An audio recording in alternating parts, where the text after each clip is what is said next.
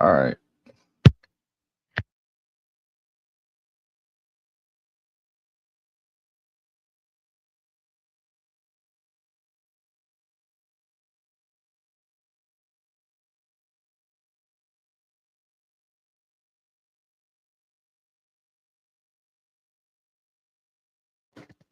Good evening, ladies and gentlemen. We are here to bring you a very special, fun little fireside chat slash debate. We are going to be talking about the greatest movie of all time. This is going to be Crout Mick versus Pfletch with NovaStar as your moderator.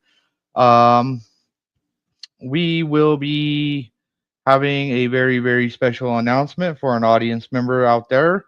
Moon, if you are out there, please give us a wave, and we will proceed to get started.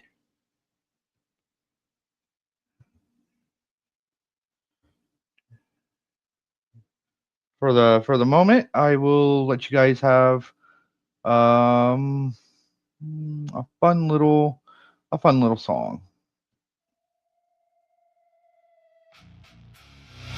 This one's called "Mouth for Sale." It's a little dirty.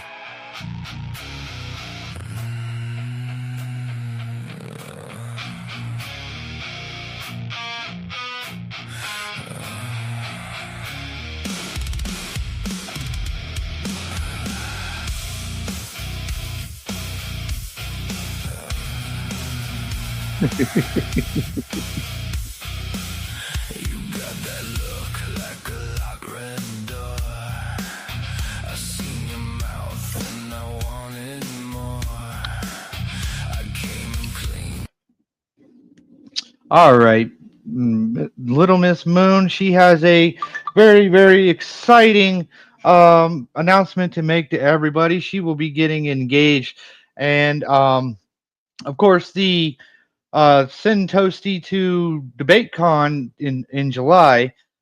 Super support goal is still active. We are at 500 out of the 600, or not. Well, we still need the 500 out of the 600 goal to go. If you would like to donate, the link is in the bottom at the banner. For where you want to send your money. We also have a $5 open jukebox dealer's choice. We also have a $10 specified song that you would like us to play. And in short, we are going to play Miss Moon's very, very special engagement song for you all, and then we will proceed with the show. This is for all you people out there who love your lover with nothing, like you got nothing to lose.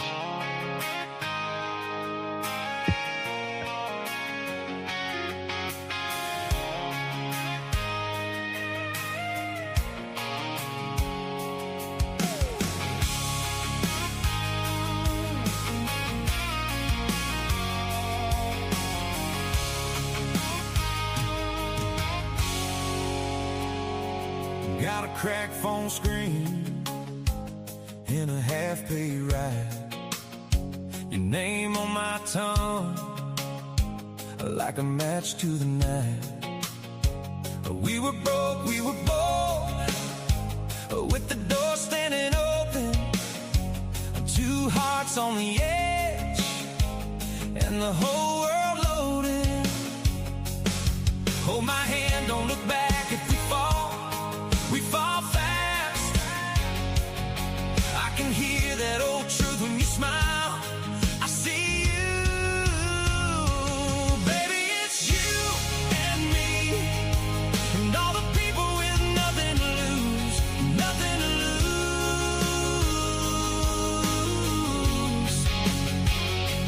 Baby, it's you and me, all in, all the way. We got nothing to lose, nothing to lose. We took the long way home through the rain on the glass. You laughed at the fear like it couldn't last. Every scar we wear is a map to the moment when we said let it burn, and we meant it, we owned it. Hold my hand, don't look back. If we fall,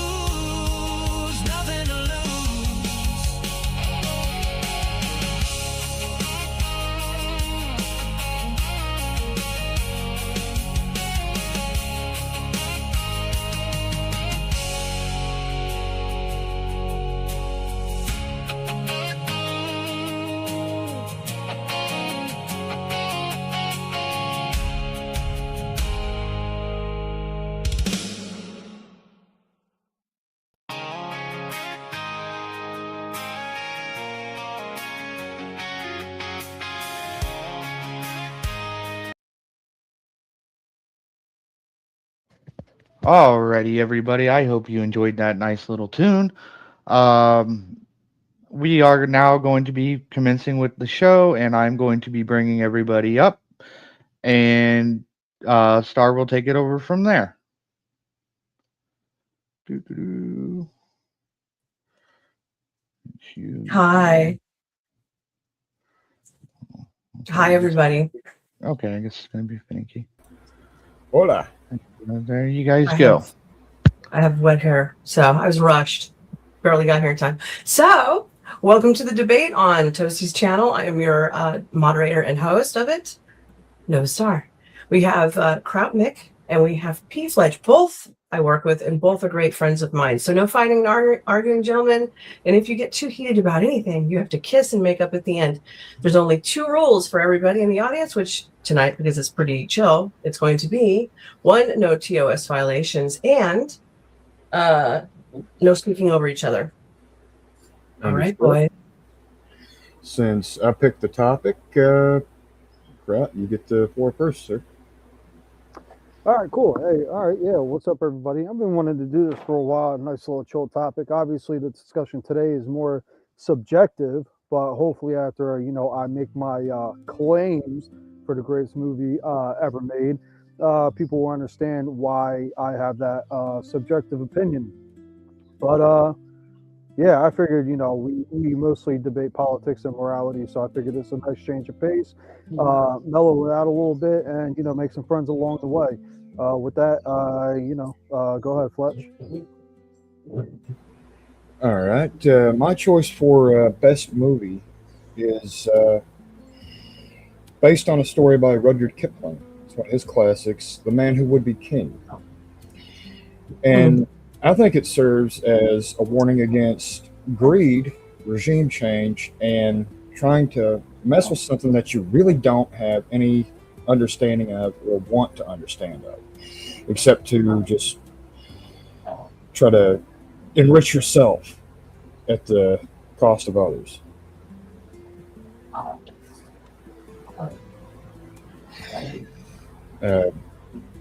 So, anything else you need me to address, or are we going to do like a back and forth, like I speak then Crout's turn? I would think you guys would be doing back and forwards now.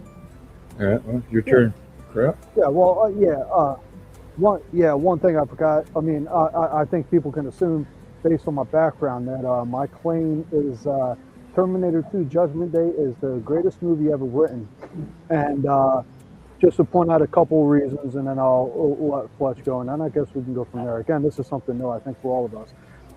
2 main reasons why I make that is it actually revolutionized how action movies were made, and for a movie about killer robots, it actually has a lot of heart, depth, and character development. And unfortunately, I've never seen the movie Pfletch is saying is the greatest movie ever, but I'm sure he'll go into his reasons why. But I mean, yeah. Oh yeah. So I think Nova, if you're okay with this, and Pfletch, I think Sure. you want to tackle different topics on what makes a movie great, like character development, and then go from there. Okay. I would think so. I would say plot first and then character development. Plot. All right. Plot All right, first, so, yes, and then character development. All right, so I'll go first if you guys don't mind.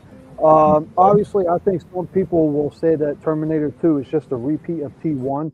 That is true, but you gotta give Cameron a little wiggle room, because he actually wanted to basically make Terminator 2 when he made Terminator 1, but he didn't have the budget or the technology. But then when he did the movie The Abyss, if anybody saw that, he realized with the technology he used to create that water blob, whatever it is, I haven't seen The Abyss in years, he realized he can implement that technology to make the T1000 and T2. So even though it's kind of the same, comparable to T1, we got to give him a little bit of wiggle room, because he wanted to make that first. But as far as plot, yeah, I think the plot itself is very strong. I mean, time travel, there's going to be plot holes here and there with any time travel movie. They obviously took Sarah Connor's character from the first one, being meek and timid, into an official badass. and she has two goals in her life: protect her son and make sure he becomes the leader to the resistance. Lucy, cut it out.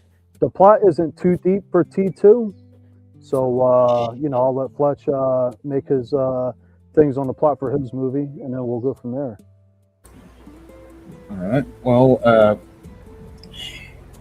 the story of The Man Who Would Be King begins as two ex-British service members in the service of the king in India hear tales of a land with vast riches and lots of tribal warfare. So they decide to do the regime change thing, get in with a bunch of locals, train them with weapons to be their private army, and it all goes awry by the first battle. Stop it. Stop being annoying. That is when Sean Connery's character is struck with an arrow that hits one of his old service medals. The locals see this and they think that he's their god king reborn. He feeds into that, and that's where everything begins to go awry, because personal greed takes over. And that again is mirrored in both Terminators, because Terminator 2 would not be a thing if Miles Dyson had left the arm alone that they found at the end of T1. And So- it's humanity's end if, nobody sees the writing on the wall before it's too late. That's how people are, aren't they? Normally. Indeed. Mm-hmm. Yeah. Just like you don't know what you've got till it's gone. True. Yeah. I think we've all been... Crout, you have a rebuttal to any of that? Yeah, well, I was going to say, as far as plot convenience, I don't know how everything would have panned out if the technology to make T2 was available at the time he made T1. But I'll say one of the theories, not to dive too deep into time travel, but one of the theories to time travel, which it would have been inevitable that Miles Dyson had that arm. It is the past, the present, and the future is happening all at once. That's why what is it? I was going to say Notre Dame. I'm stuck on stupid. What's the robot name? Skynet. Yeah, Skynet. Skynet wouldn't have been created if Miles Dyson didn't base his work off the arm and chip, because they were from the future and all that. But yeah, if you believe past, present, and future are happening at the same time, which is actually a legit theory to time travel and how parallel universes work, that's a legit theory. So that's what you have to go off of with that. Like it would have happened regardless. The past makes the future, essentially. But again, I know everybody knows the plot of Terminator 2, and it's not too much to plot. So unless Pfletch has anything more to say about the plots of movies, I think we can go on to a different subject, and I can really hammer home with the other categories on why T2 is the greatest movie ever made. Okay. And Pfletch, what is your rebuttal to that? My rebuttal is that they're essentially the same stories. They can be interpreted as the same stories. However, they take completely different endings. Terminator 2's ending is hopeful. Like there could be a stop to this, but as we see later on in T3, there is no stopping it because it retconned everything. But I'll make the affirmative claim real quick that there was no T3 or any movies after T2. It was just Terminator 1 and Terminator 2. I don't acknowledge any movie after that. Okay, I understand that one, brother. But with The Man Who Would Be King, what happens in the end is only one of the formerly confident, sure of himself soldiers is able to make it back. And instead of the riches he planned on, he was barely able to make it out with his life, and he was lucky for it. And he was haunted the rest of his days. Interesting. Yeah. Well, I'm definitely going to see that movie after this thing because it sounds interesting. R.I.P. Sean Connery. Yes, indeed. But Still Sean Connery. yeah, I mean, if you wanna tackle character development, because I think that's one of the reasons why Terminator 2 is the greatest movie ever made. Well, yeah, it shows the growth of Sarah Connor and how John Connor comes to be who he is. However, it still hits me as too much Hollywood hopefulness at the end. It hits you with what? It hits me as too much Hollywood hopefulness at the end.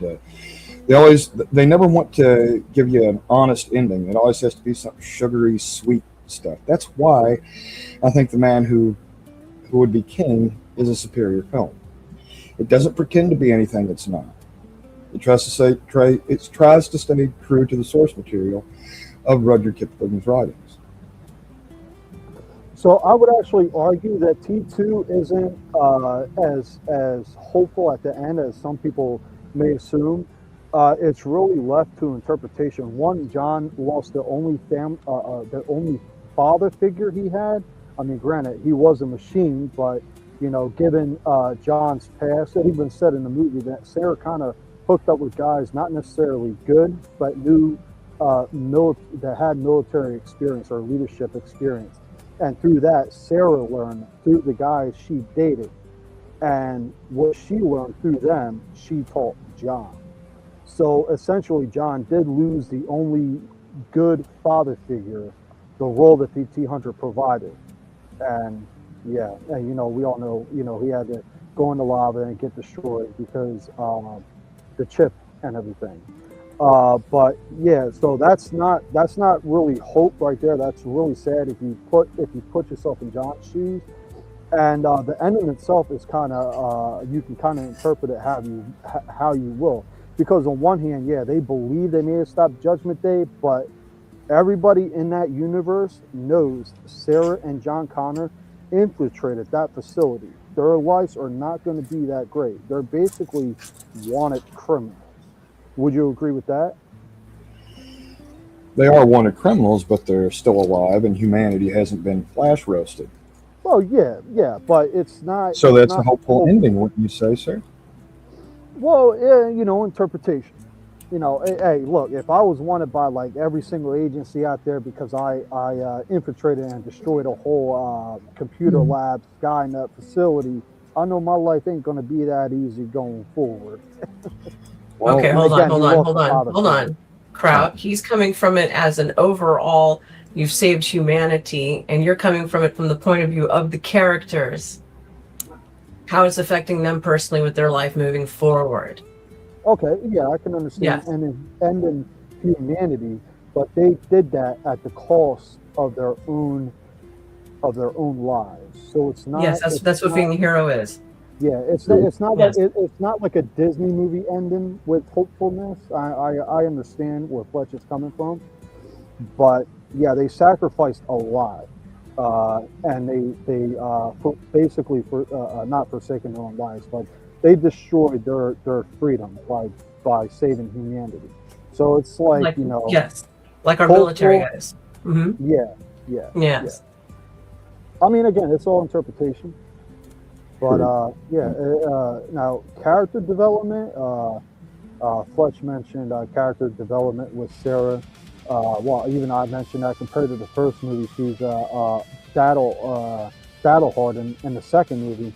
And even still, what makes it great is she essentially she had more character development even in the second one, because when she first got introduced to John and the T-800. She didn't trust the Terminator. She thought he was going to kill them as soon as he got a chance. And she herself actually became a Terminator. She tried to kill Miles Dyson to change the future. And then towards the end of the movie, she learned to trust, and she was even sad herself when the T-800 had to get lowered into the lava. John, I mean, there's a little character development with John. Obviously, he was only in that one movie, Edward Furlong, but he was a shitty little snot-nosed brat in the beginning of the movie, and then he throughout the movie he learned essentially how to be a leader in his own right, given that he was his character was 12 or 13. Actually, no, I think his character was 10. And during the end of the movie, his character development really showed with his hacking in the beginning of the movie. He used that criminal activity, for lack of a better word, for a positive to help crack that system to get into the vault. Like, it's and even Miles Dyson, he had character development. Probably a couple hours worth of explaining to him what the future would bring if he went along with his plans. He decided to stop all of his research, and he even, his character even developed by joining Sarah and John and the T-800 into the lab to destroy all of his work. And that's after Sarah tried to kill him, So even Miles Dyson had character development, regardless of how small it may have been. All right. 1 second. Bandit from the audience brought up a great point. How is Back to the Future not on this list? Because Back to the Future has a lot of inconsistencies. Mm-hmm. It's a great movie, I'm not going to lie, but it's not the best movie ever made. It's a fun popcorn flick, but I wouldn't put it as one of the greatest. Is it a movie, though, that will change humanity forever? That is the question. Well, I know 2015 Also, people were getting in the hype when 2015 hit, because that's when the second movie took place in. You gentlemen should have done some extra homework. So next time you ever do something like this in the future, I would suggest you both present each other's favorite movie that you are going to be talking about, and each one of you have to actually watch it. So then that way you criticize properly. True. Right. This was thrown together too. So I watched hundreds, if not thousands, of movies, and Pfletch picked such I never even heard of the movie. I don't think, and if I did, I completely forgot about it. I never really watched Sean Connery movies anyway, to be honest. I've only watched his late 80s and early 90s, like The Rock and those ridiculous popcorn action movies back in the 90s. I don't want to say he picked an obscure movie, but he picked a movie that I don't think a lot of people heard, because I'm a movie fanatic and I never even heard of that movie. Well, then I could really give you a list and an education and make you all go through that list, which predates any of that. Yeah. Continue. But anyways, I was just going to clear something up. I remember reading the story when I was a kid, because I used to check out Rudyard Kipling's books a lot. I owe Trader Horn thanks for showing the movie on his Twitch stream a couple of years back. So I just wanted to make sure I gave proper credit where it's due. Thanks, Chuck. Not Chuck from Tennessee. Nothing personal, dude. The audience is saying that Crout's mic is too low, and I kind of agree with that. So can you pull yourself up, honey? Yeah, let me see what I can work with. Oh, there you go. It's already getting a little better. Okay, yeah, it's right next to my mouth. Yeah, that's much better. It's crazy because I have to have this all the way basically sticking up when I play on my PS5 with my friends. They're like, "You're too fucking loud," so I gotta point it all the way up. I guess it depends on the format that I'm talking in. Yeah. Probably. Okay, so should we move on to horror films? Get a move on to what? Should we move on to horror films? Yes. Well, yeah. I think we gotta. Well, your movie isn't really action, is it? It is action. It's action adventure. Oh, it is action. You want to move on to that topic, and then I guess we can state our favorite horror movies, and then I don't know if Nova would like to bring where she'll go from there. But do you want to bring up action and why I think T2 has the greatest action? Okay. All right. Well, so the action in T2 was a lot of in-frame action. Really everything that wasn't involved in the T1000 in his liquid form was in screen.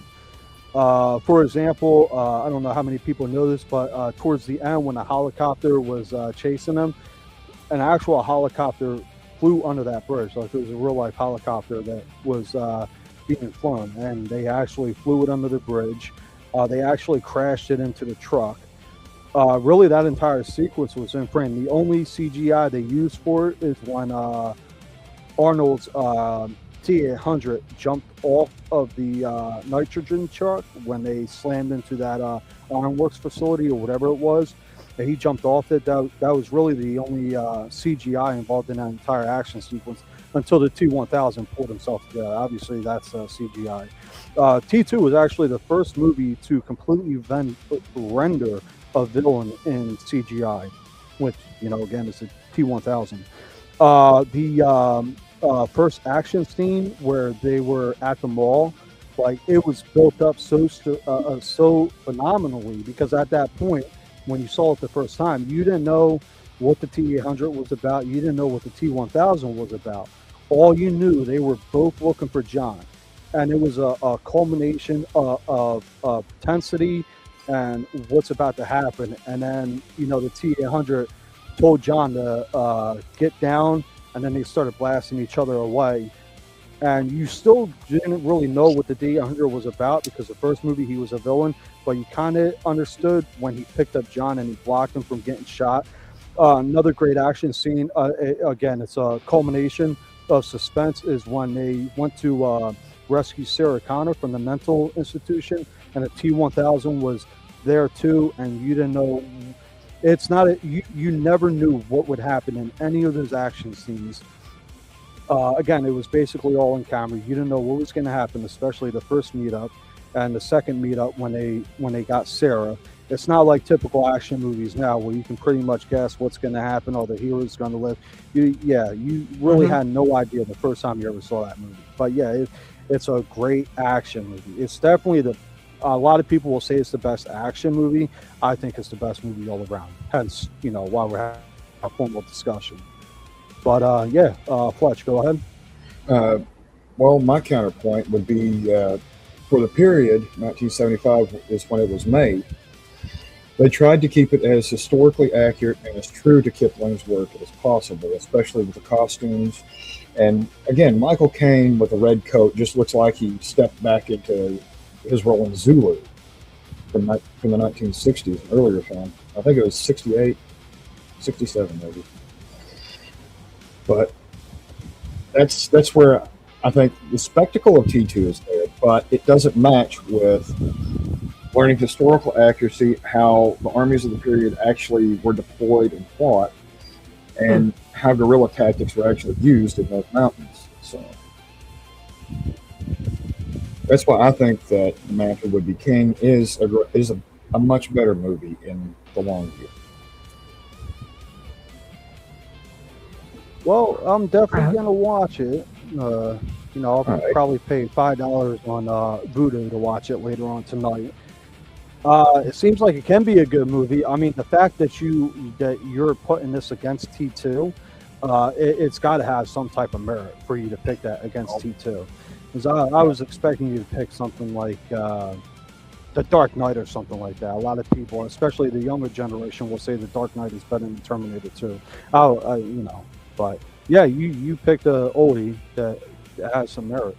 But Nova, do you want to do like ones and twos in the chats to get people's opinion on if yes, of course. Or yeah, I'll let you do that, and then I guess we can get in the horror and then. What was?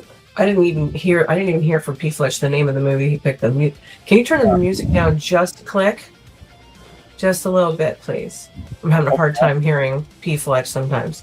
Oh, okay. Maybe I can get a little bit Thank you. Okay. What was the name of your movie, honey, again? The Man Who Would Be King by Redwood Kipling. Anyone who has seen A Man Who Would Be King, please put a 1 in the audience if you feel that is the best movie, or put a 2 if you feel everyone in the audience prefers Terminator 2 as the best movie of all time for the discussion for the evening. Let's see, what is it? What are they saying? Circuit board said that's my number 1. Dang. Pfletch has the first vote. Ah, cool. Spin said he says 0. Nope, you got to pick one or the other. And then we can do a different, broader. Spin's no fun. Yeah, spin be fun. Pick one. Pick one. So how about Spin asked, how about Crout's homosexual tendencies? Hey, Spin, sit in the chair and spin, all right? That's all I got to say about that. Sit and spin, yes. What are the options for the win? The options were the greatest movie of all time.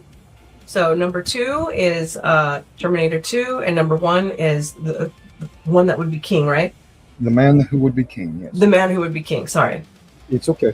It's not even written down on here. I don't think I've heard of the movie. I might have seen it, actually. Oh, it's been so damn long. It's definitely a good watch. I highly recommend it to anybody that hasn't. Yeah. Pfletch, again, this is really all subjective, and I'm definitely going to watch it. I probably won't put it over T2, but I'll probably enjoy the crap out of it because, again, it's got to have merits. All that said, oh God, yeah, I have a lot of people are going to know that movie, so I think by default, I might get more wins. It's cool. Yeah, I wouldn't even declare that a victory because it would be through default because I don't think a lot of people know the movie. You know what? You know what we're gonna do? We're gonna pull up a trailer from The Man Who Would Be King, and we're gonna play that. Toasty, can you play that? I'm gonna help you get it. This is an all-star cast. Yes. Yes, it is. What was that again? I'm going to give you the trailer for The Man Who Would Be King so everybody can get a preview of what the hell it is. Okay. You can play absolutely. it. And then we'll put in Terminator 2, which I still have signed posters. Let's see. Here you go. I'm putting it to your Discord. I went to Universal Studios years ago when they actually had like the play of T2. Like it was like a ride, but you stood still, and it was like a almost like VR before VR was a thing type. Like like Disneyland has like the Indiana Jones play where like he's running from the cradle and shit like that. Universal Studios back in the 90s, they had something like that for the Terminator 2. Did you get that trailer, Toasty? I can't do any presentations this way, so... I mean, I guess I could. Here, hold on. Let's take it a second. Okay, I'll go back to mute. There you go. Put it up there when you're ready. Okay.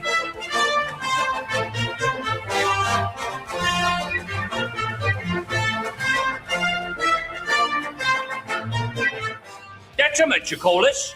Detriments? Well, I want to remind you it was detriments like us that built this bloody empire, and he is out to the bloody Raj. That's all. About turn.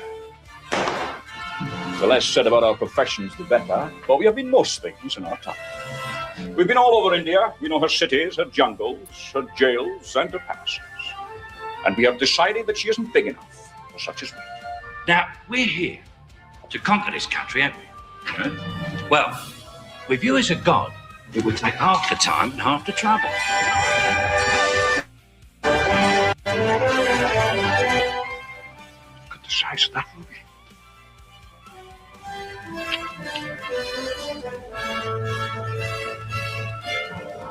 Let's quit winners for once. Cut and run while the running's good. You call it luck.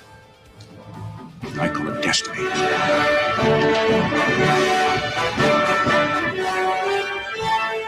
Keep looking at me. It helps to keep myself from flying off.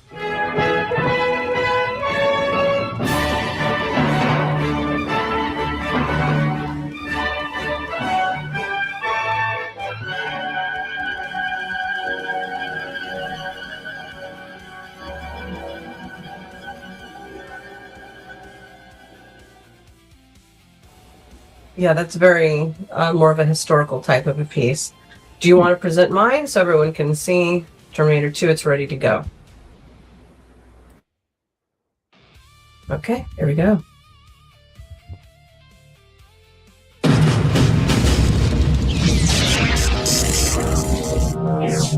Same make. These were taken at the West Highland Police Station, 1984. You were there. Same model. These were taken today. You have to let me see my son. He's in great danger. New mission. Once, he was programmed to destroy the future. You don't know what it's like to try to kill one of these things. Now, his mission Get down. is to protect it. Come with me if you want to live. You're really real. His loyalty is to a child. Who sent you? You did. 35 years from now. And his enemy He's a Terminator like you, right? Not like me. is the deadliest machine ever built. Can it be destroyed? Unknown. This time, there are two. Terminator 2. You just can't go around killing people. Why? If you thought you had seen it all, look again. Stay down!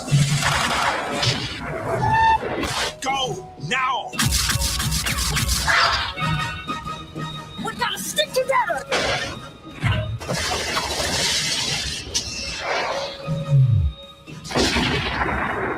Arnold Schwarzenegger.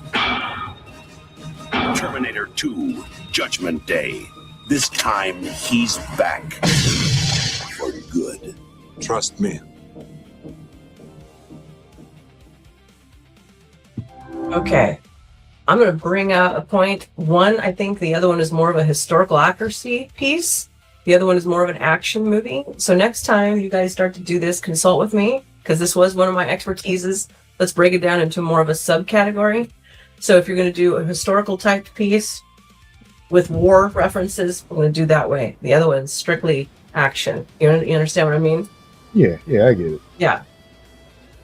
So I don't, and Michael Caine's a great fucking actor. All right. He was a great actor. I think he's still alive. So, but yeah, this is, get to the chopper. This is not the same. This is not the same thing. No, it's not. It's Predator. That's not Terminator. That's Predator. Yeah. I know, but it's a famous line. Everybody knows that line. Yeah, Predator. Come with me if you want to leave. Yeah. Yeah. Which was originally stated by Kyle Reese in the first one. Hold up. Correct. I would like to point something out. It's like, so some people say like, what is it? Aliens is better than Alien. And like, there might be, a claim to that. Again, it's all subjective, but Alien is more of a horror movie. To your point, Nova, we should have picked somewhat of the same genre. And Aliens is more action, but somebody wrote T1 or Terminator 2 isn't better than T1, but T1 almost has like a suspense horror element to it. There's some action, but it's more suspense horror, where T2 is, suspense action. There's no real horror elements compared to T1. Well, T1 always struck me as more of a slasher movie on steroids instead of, it being some mentally challenged mongoloid out in the woods or something else. It's just this unkillable thing, and it's just a slasher movie with a new coat of paint on it. Yeah, you can't reason with it. It has no empathy. It won't stop until its mission is fucking complete. Yes, they were showing you the preview future to your AI new buddies. Yeah, the same could be said about Monkey. Yeah, honestly, that's one of the reasons why I don't particularly like AI. You know what's funny though? The guy that played Miles Dyson, he plays in 3 distinct movies that involves AI, and AI gets fucked.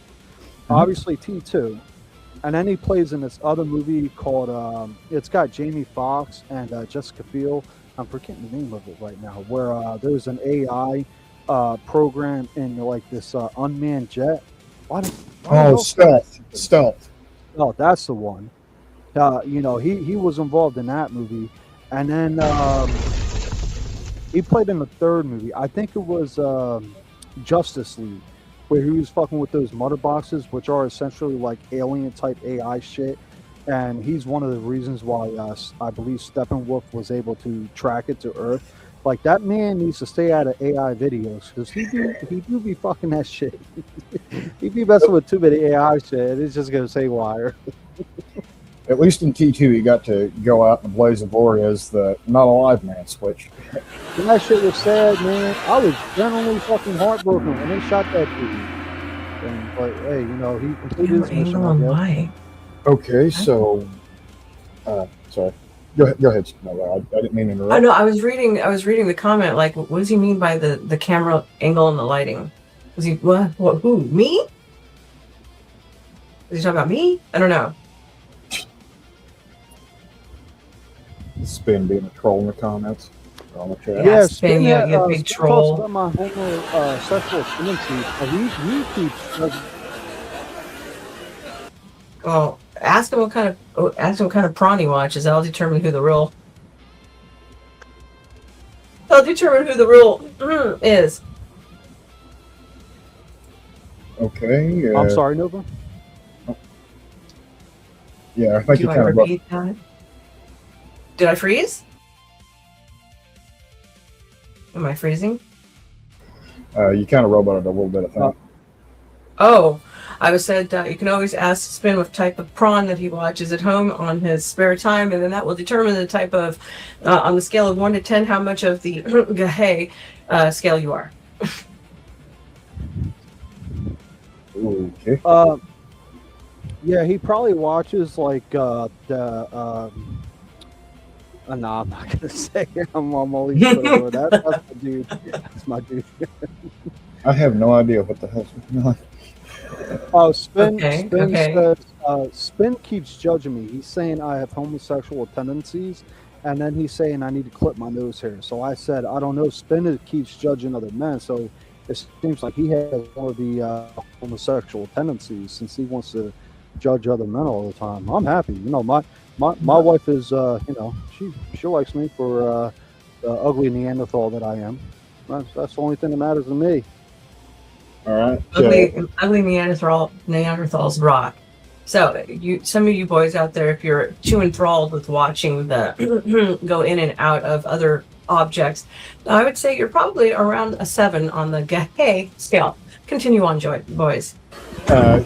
Well, I was going to ask if we should move on to horror films next, see what the final vote tally was.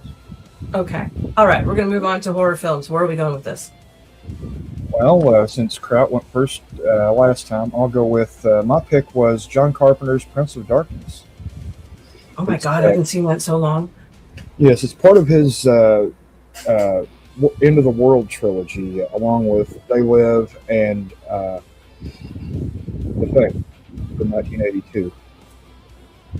Only this time it centers around a bunch of academics that have unearthed something very odd and strange and otherworldly that they do not understand. So what do they have to do?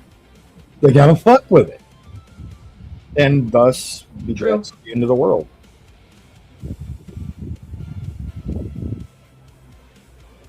And Crout?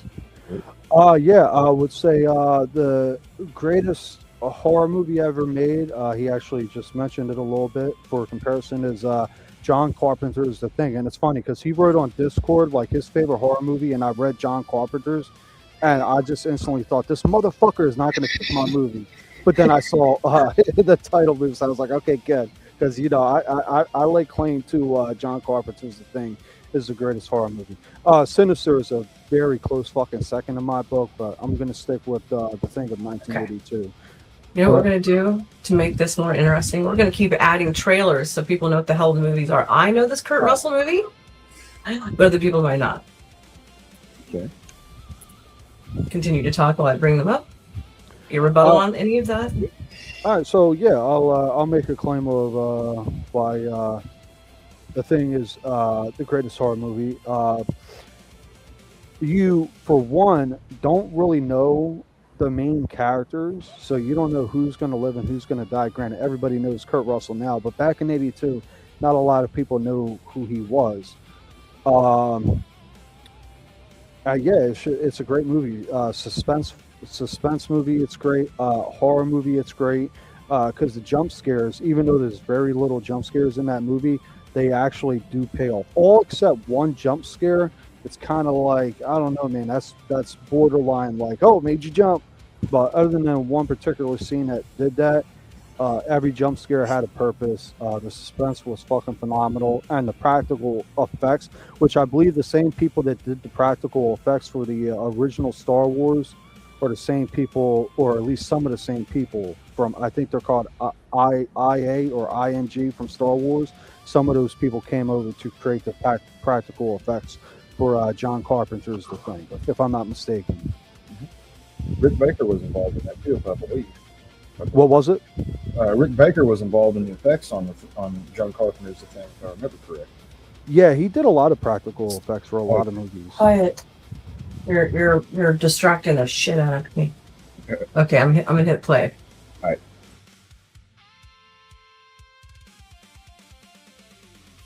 Why is it playing? Oh, there it goes. 48 hours ago, we found something quite remarkable. What'd they find? There's a structure In Antarctica. and a specimen. Really? No, Nova. Touching No, down. this is the wrong one. This is the remake. Yeah, This is the remake? Yeah, it's technically a prequel. prequel. You got to type in 1980s to The Thing. Oh shit! You're right.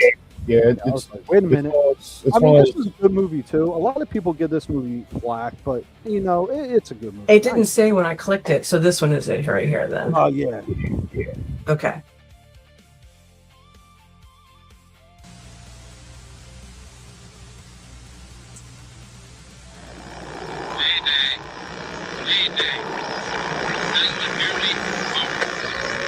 This is U.S. Station 31. You read me? Found something in the ice. We need some help down here. Pfletch, I can see this one. We found something. We found something. We found something.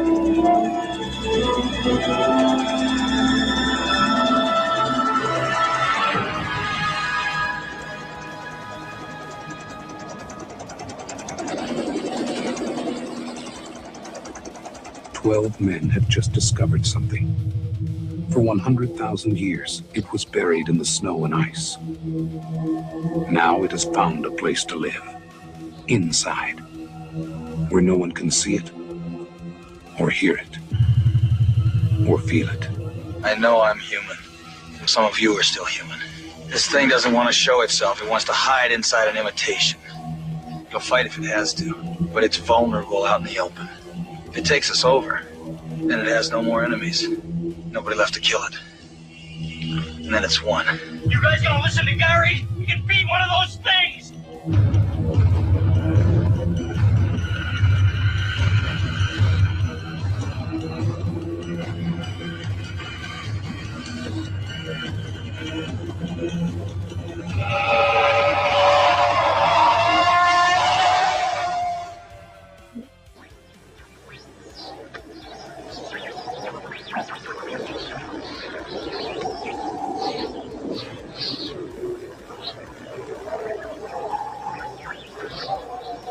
'Ooh, spooky.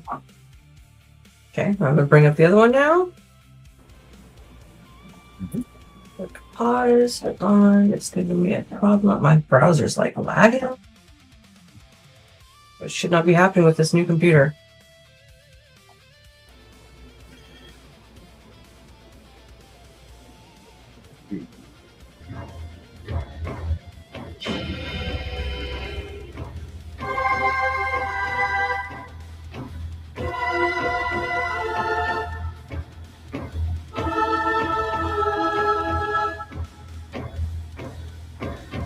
Anyone in close proximity Oh has the gosh, same man. dream. What is it? A secret that can no longer be kept. It started a month ago. What started? A change in the earth and the sky. is power. There's a weird locking mechanism. Looks like it can only be opened from the inside. A life form is growing out of prebiotic fluid. It's not winding down into disorder. It's self-organizing. It's becoming something. What?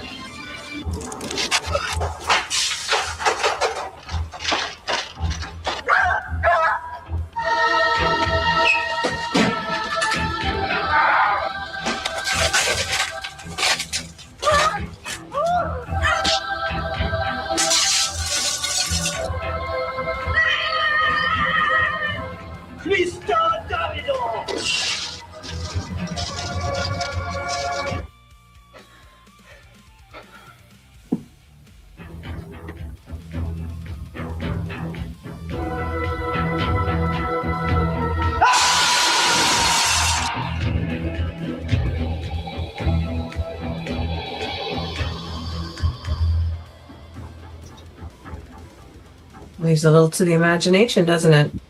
Hey, Pfletch, I got a question real quick. Was that Lyndon Hamilton in that trailer?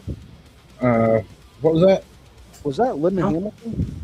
I think so. I don't think so. I know that the guy that played Egg Shan's in there, and Alice Cooper makes a surprise cameo as one of the homeless. Okay, I'm gonna have to look that up. But real quick, I wanna. Somebody asked in the chat if the thing is a remake, so I had to look it up to make sure because I haven't read about this in a few years.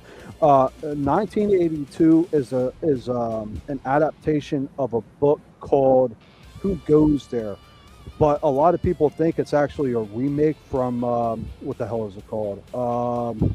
A Thing from Another World, which A Thing from Another World is loosely connected to the book. So John Carpenter's The Thing is more close to the novella compared to the 1951 of the movie The Thing from Another World. So that's why a lot of people think John Carpenter's movie is a remake. It's just an adaptation. It's not actually a remake. True, but I would like to insert something. Carpenter, especially if you pay attention to his breakout success, Halloween, which kicked off the whole slasher movie craze that stretched into the 80s and early 90s, you'll notice that during the Halloween movie marathon, what's playing on screen? Howard Hawks' The Thing from Another World, which he would later go on, and thanks to no Hays Code, like was present in 1954, back in the 1950s, you can get away with a lot more. And plus, with the practical effects that developed from the 50s, 60s, 70s, we get what we had in 1982, thanks to Rick Baker and everybody just coming together and gelling. Well, he may have saw the movie and then read the book. Do me a favor? Shut that pink light off right there. Well, and I mean, then, go ahead. Thank you. Well, I mean, he did directly reference that if it wasn't for him seeing Howard Hawks' The Thing from Another World when he was a kid, he wouldn't have been as scared and as interested to do, his version of it, which is more true than ours. Right. So I'll tell you what. Before we get into our opinions on why we believe, what we feel is a better horror movie. After seeing the trailer to Terminator 2 and now The Thing, I'm gonna have to watch both those movies again for the 100th time each. After I get over it, I just love those two movies. They're phenomenal. I'll watch Prince of Darkness tomorrow after I get my T2 and The Thing fix in. But so I guess you want to do it how we tackled the action movie reference, like go into the subcategories. What did we do before? Well, I mean, they're both horror. It's just different flavors of horror. One's shock, surprise, body horror. The other is subtle body horror, being taken over, your mind being taken over, which I think is the more insidious one. Which one is the more subtle body horror? Is it the Prince of Darkness? Yes, I would state so, because no matter what you do, you can't really stop it because you can't really fight air, can you? You can't fight a thought, can you? No. What you can fight against is a physical thing like an alien or some other being that's susceptible to flames. Wait, then that brings, hold on, that also brings into it the pod people thing, that black and white. What the hell was the name of that? Invasion of the Body Snatchers. Yeah, you could actually throw that in there if you're going to do that. Or even in the Mouth of Madness, which I'm sure neither one of you have seen that one. Oh, no, I actually seen the Mouth of Madness. It's got Scott Neal in it. I've also seen the other movie that he starred in, Event Horizon. Great fucking movie. Yeah, this is all right. It's pretty good. I seen the edited. Sam Neill is the main actor for the Mouth of Madness. Sorry, I didn't mean to talk about it. Yeah, he's the main actor for Event Horizon too, and you do not see his character development in Event Horizon. I saw Pfletch's movie, The Prince of Darkness, but I haven't seen it in so many years I kind of forget. Just like in The Mouth of Madness, I haven't seen that in probably like 20 plus years. Agreed. I started to pick In the Mouth of Madness, but I was like, no, You did? That was one of my favorite movies. Yeah. I like how they incorporate Innsmouth as, you know, it appears so sleepy and quiet on the surface, but little do people understand. So what's the synopsis? Like, it's a thought that infects people and makes them go insane? It's the Antichrist. Yes. In Prince of Darkness, it's the Antichrist that comes out of that container. That's what was being locked away, and the team keeps getting dreams, playing back like a recording. And each time, it shows a little bit more and a little bit more until you get to the doorway. And then you begin to see what emerges from the doorway. And it's something that cannot be stopped, at least with normal means. It's an inevitability. Yes. Hold on one second, gentlemen. There is a dono goal. We have a donation of $25 that has come in order to open the panel. The goal has been set to 100. And then anybody who wants to come on up, you can come on up and talk to our two panelists about what movies you think are the best, or if they're just full of it. Proceed. So, sorry. I'll say two things real quick, one off subject and one on topic. Spin. Stop. You're going to get the haters in here, man. This is a chill stream, bro. But, I need to watch Prince of Darkness again. I think that's one of the reasons why I'm having it hard to defend where I'm coming from, because the first movie I don't think I've ever seen, and I haven't seen Prince of Darkness in like 20 plus years or something like that. But I'll say this: one of the main reasons why I believe The Thing is the greatest horror movie to ever show up is it's got amazing character introduction. Like within the first probably 10 or 15 minutes, you basically know everybody's personality, you know their jobs at the facility. And one main thing on there was the defibrillator scene. Like, Pfletch, you know what I'm talking about, right? I don't want to give anything away in case people. I know what you mean. Well, come on, bro. That's one of the greatest scenes ever put the fucking. That's what makes John Carpenter one of the greatest directors of his era, one of the top. Yeah, it's because the slow build, fucking Hitchcockian suspense that he melds into his old stories, and just the slow build up, and then the satisfaction at the release during the ending. You know, that's the art of movie making. That's the art of storytelling. Yeah.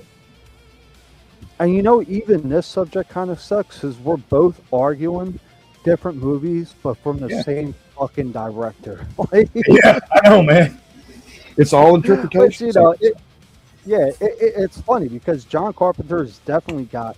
He made a fucking name for himself, but at the same time, I wrote on Discord that movie he made, Virus, with Jamie Lee Curtis and one of the fucking Baldwin brothers, was garbage.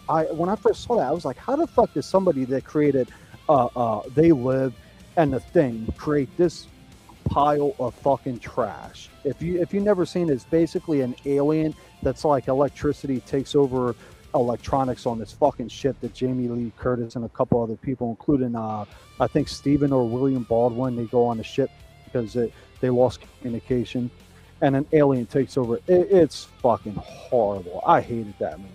Well, I mean, like, I don't know how the fuck you can go from two of the greatest movies.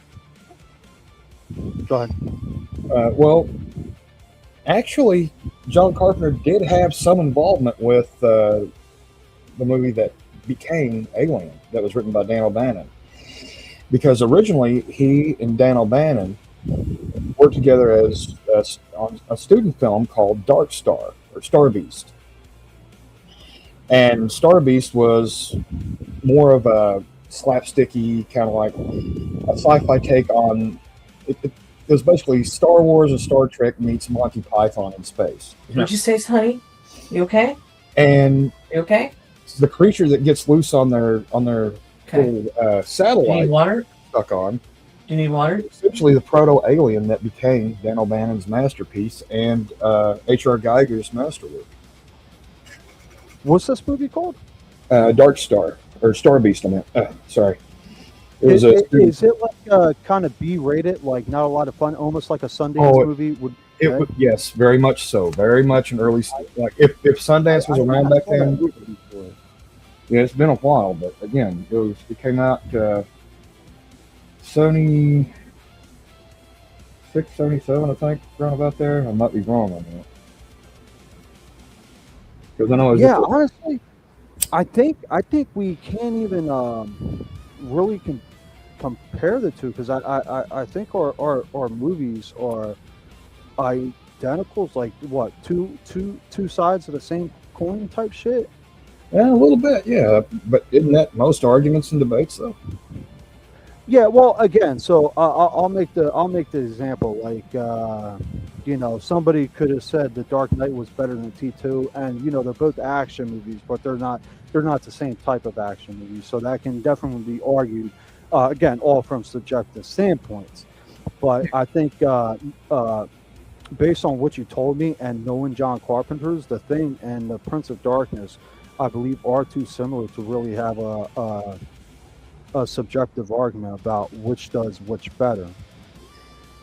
The one thing about 1982's The Thing is the open ending, because one of them has to be The Thing, Childs or McGreedy. Oh yeah, heads up to Keith David. I forgot he was in that movie. Keith David. Yeah. Hey, it's crazy. These young cats probably don't even know who Keith David is, which is fucking sad. He's a great actor too. Oh yeah, I mean he was the voice of the Arbiter in Halo 2 and 3. Okay, one moment, gentlemen. One moment. The dono goal has been met. $100 has been achieved. The panel will be opening up in 10 minutes. 10 minutes. Woohoo!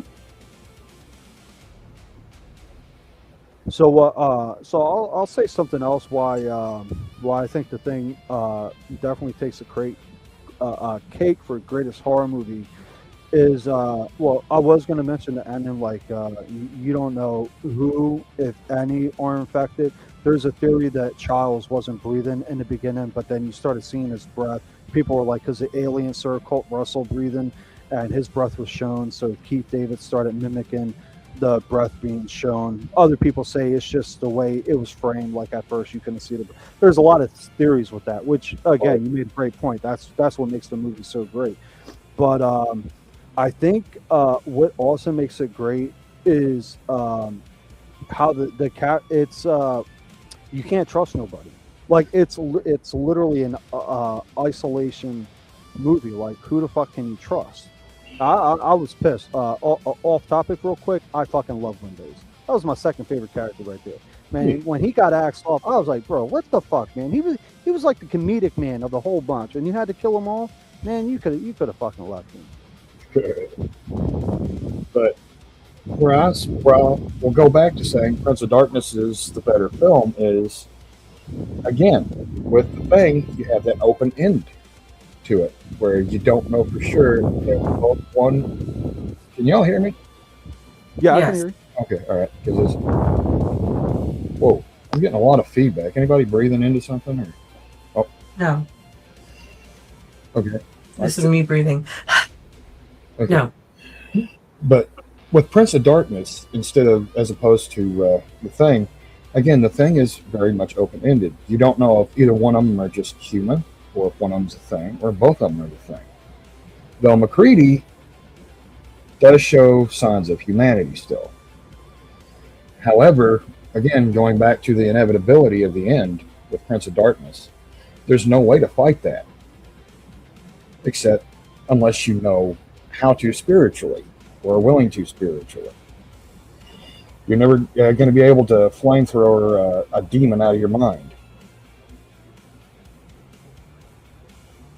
Which is, again, why I think it doesn't give the nice Hollywood plausible ending of happiness, you know.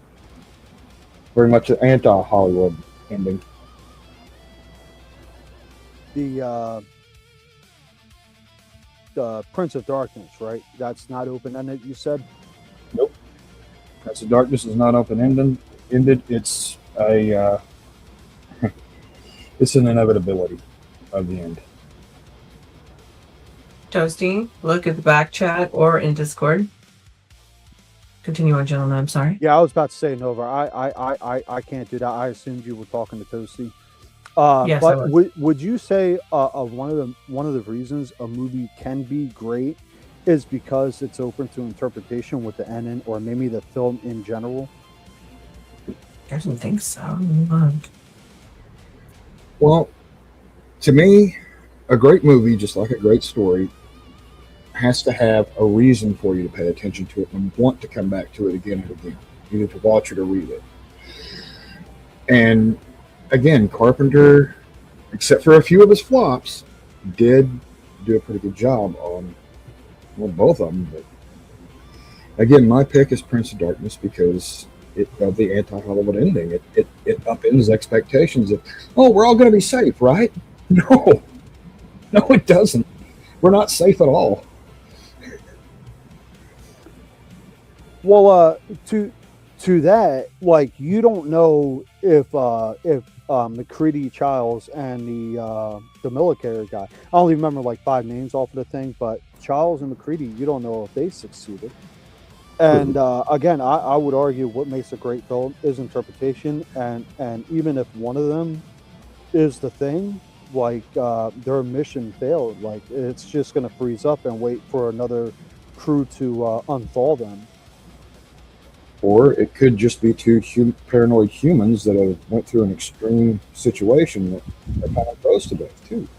So because it's ambiguous, would you say that gives people a reason to go back and watch it again? Oh yeah, very much. Details? Very much so. Just like because there's always some little things that you miss that key you into what's actually going to unfold.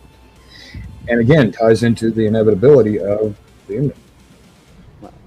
Well, I know Nova said the panel will be opening up like in 9 minutes, and I think that was like 5 minutes ago. So Nova, Yes, it was. you know, this is your show, but if you want to do the 1s and 2s like we did for the best movie ever made, if you want to do that for horror movies. Okay, everybody. 1 for the Prince of Darkness, and then 2 for the Thing. Yeah, Pfletch, this is a really good conversation because you named 2 movies. One I never saw that I plan to see now, and one that I think I saw, but not in years, and I'm going to watch that as well, especially because it's John Carpenter. Hey man, I've been having a pretty kick-ass time too, just sitting around bullshitting about movies I like. You know? Yeah. What's better than that on a panel? I mean, yeah. Again, I just wish you would have picked something more like fucking mainstream, like I said, The Dark Knight, or some other great fucking movie like The fucking Godfather. You know, I love The Godfather. I started to, but I decided to go a little more. Yeah, sorry. Well, yeah, The Godfather is a great fucking movie. Oh yeah, something else I want to bring up real quick. Why people put their votes in is I love The Godfather. You know, I think that's one of the greatest movies ever made. But why I put T2 on top of all other movies, not just action movies in general, is every single scene in the Terminator 2 has a place. It's either an action movie that moves the plot or character development that moves the plot. Yeah, I just want to add, spin me rolling, be trolling. It's supposed to be Crout. It's supposed to be whoever the main actor is supposed to be moving the plot along. They are the focal point. Well, yeah. So in T2, there's arguably 3 main characters. I mean, like it depends. That's in and of itself subjective. Like some people will say the TA100 is the main. Some people might say Sarah is the main. Some people might say John is the main. I argue that all 3 of them are the main characters because all 3 of them move the plot. Yes, but it's mostly in going through the experience of the main actor, which would be Linda Hamilton for the most part. Yes, because it is a continuation of the story as Mother and Guardian. Well, hold up, Nova. So even though all 3 are major components, it's you're going through mostly the experience with her, and as she comes along, those other characters, and then they move together with the plot. Can I disagree? So it still goes back. Well, it's okay, but it still goes back to whoever the main actor is. So I like to think of Terminator 2 as kind of like a James Cameron's New Age family film. Wow, what was that, Pfletch? Terminator's a stepdad. Well, I like to say that Terminator 2 is James Cameron's action family film because the Terminator is essentially stepping in as the surrogate father, Kyle Reese's place. Yep. And well, it's essentially replacement theory too, if you want to think about it like that. Well, somebody said on Discord that Kyle Reese is like a clone or some shit like that, which I don't even think it was ever established that the Terminator universe has that type of technology. But again, in order, I don't know if you want to call it suspension of disbelief because it literally is a theory.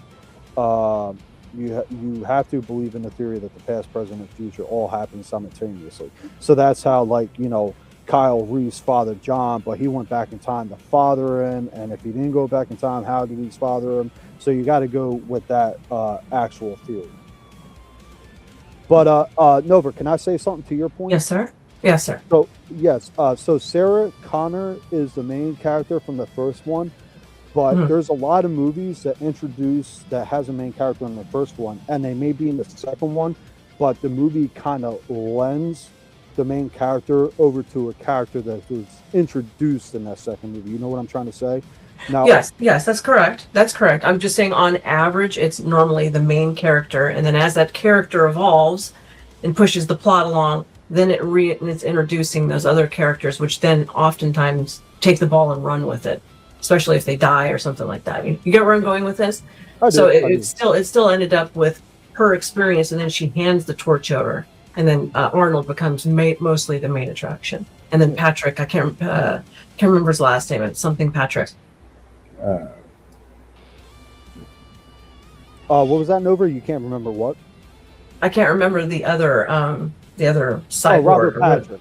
Robert Patrick. I said Patrick, but I couldn't remember his first name. He just got done making another movie, by the way. He looks pretty good for an old man. Huh? The part of the movie where he chases John, when John had that fucking dirt bike or Indigo or whatever the hell it is, when they filmed that, there was like 2 or 3 times where Robert Patrick caught up with fucking John. So James had to tell Robert, listen, you're running too fucking fast. Slow down. You can't catch John, otherwise he dies and we have no fucking movie. So Robert Patrick literally had to slow down running. Otherwise, you know, there was like 2 or 3 times where the shot was fucking ruined. I know a lot of lore surrounding it. Like, he actually learned how to breathe through his nose running. So he looks like a robot. I mean, why would a robot freaking heavily pant through his mouth? They're not taking in oxygen. Every movie has a flaw. So I'll say this about T2 so I don't look biased. The only flaw T2 has is the moment where Robert Patrick's T-1000 jumps on the car, like when they go to that gate and the car reverses and then they're going forward. Robert Patrick jumps on the car and lands on it, and when the car turns on the driveway, it's clearly a fucking dummy attached to that car. There's no way around it.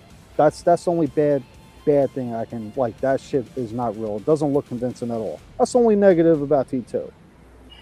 Well, I'll say this too. The cleaned up versions compared to the original film, that's where we see a lot of the flaws in some of the older action films too. Is the new higher definition stuff like 4K, etc. I would agree with that. I watched the original Dragon Ball Z on my 60-inch TV, and I'm like, what the fuck is this shit? Like, or try watching The Simpsons on a high def 60-inch TV, man. The lines to their eyes are all over the place. And yeah, I'll agree with that. Yeah, our TVs are definitely making us notice a lot of flaws from back in the day. Oh yeah, especially when the film's cleaned up and remastered. Okay, let me make one comment to a viewer. Thank you for your compliment, sir. But get your boner under control. I don't want to have to block you. Everyone behave. No TOS violations. Thank you. Can proceed on. The panel will be opening here approximately in 1 minute? The countdown has begun. Yeah, it'll be interesting to get other people's take when they join on panel on what's the greatest movie ever made, or the greatest action or horror. Well, again, I think in regards to action, a lot of people will say T2, but I don't think a lot of people have the opinion that it's the best movie ever made, like I have that opinion. I think they must have something like the Dark Knight franchise, which I would argue that just for one simple point. I don't want to say here, but if somebody brings a Dark Knight is better than T2, then I'll argue a very strong point with that. I actually prefer the Dark Knight Rises over the Dark Knight for just one main thing, and I know a lot of people like the Dark Knight over the Dark Knight Rises. And what do you think of that, Heath Pfletch? And it's not the villains. Like Heath Ledger did an amazing job as a Joker, and Yeah, he did. I mean, yeah, what's his name that played Bane? I'm stuck on stupid right now. Yeah, Tom Hardy. Yeah, Tom Hardy did amazing with Bane. I mean, The voice is what got me about Bane too, because it was so unexpected and fucking hilarious. Oh yeah. Well, perhaps he's wondering why someone will throw to man before shooting him out of a plane, or whatever the fuck he said. Bro, you know what I caught one day? Somebody brought this shit up. There was a bit in the plane in the beginning where the dude's like, if I pull that mask off, will you die? And Bane's like, it'll be extremely painful. And then the dude's like, well, you're a big guy. And Bane's like, for you. I always thought Bane was saying I'm a big guy compared to you, but somebody brought up on like Facebook or some shit like that, like Bane was saying it will be extremely painful for you, not that I'm a big guy compared to you. And when I rewatched that movie, I was like, that actually makes a lot more fucking sense. Ladies and gentlemen, the open panel is now open. I will be bringing up the Angry American. He came all this way and filled the dono goal just to talk shit to you, Crout. So feel very, very fucking valuable, my friend. Let the trolling begin. He's going to comment on like how I look and everything. You look like fucking Wolverine. That's what you fucking look like. Wolverine. Do I look like the Hugh Jackman Wolverine or that 5-inch Wolverine from Deadpool and Wolverine, like the 5-foot Wolverine? The ugly one. I mean, I guess you're talking about the 1990s cartoon. I guess he's ugly. I don't know.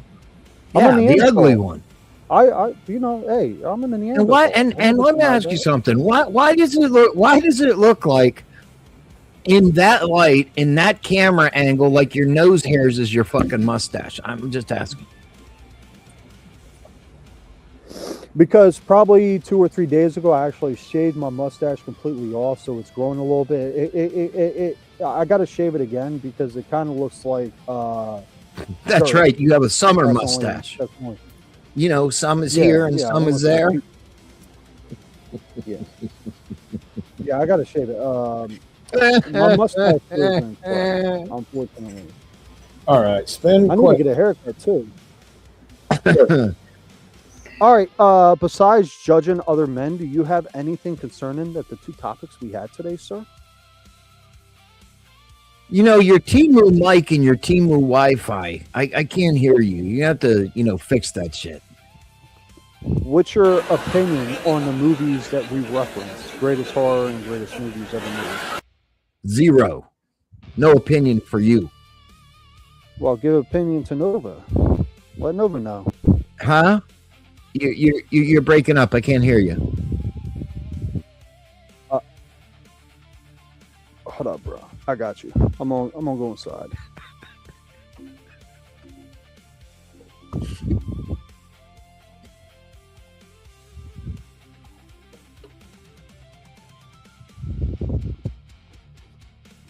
Give me a second here.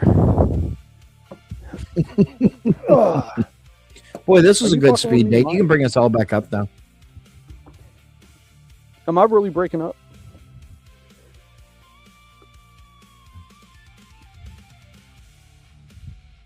I don't know about that. Clatter mic spin. You just clatter around over there. We're still on a speed date. So you don't have any subjective claim to the greatest movie ever made? No, I don't. And I will say Back to the Future was a good movie. Thank you.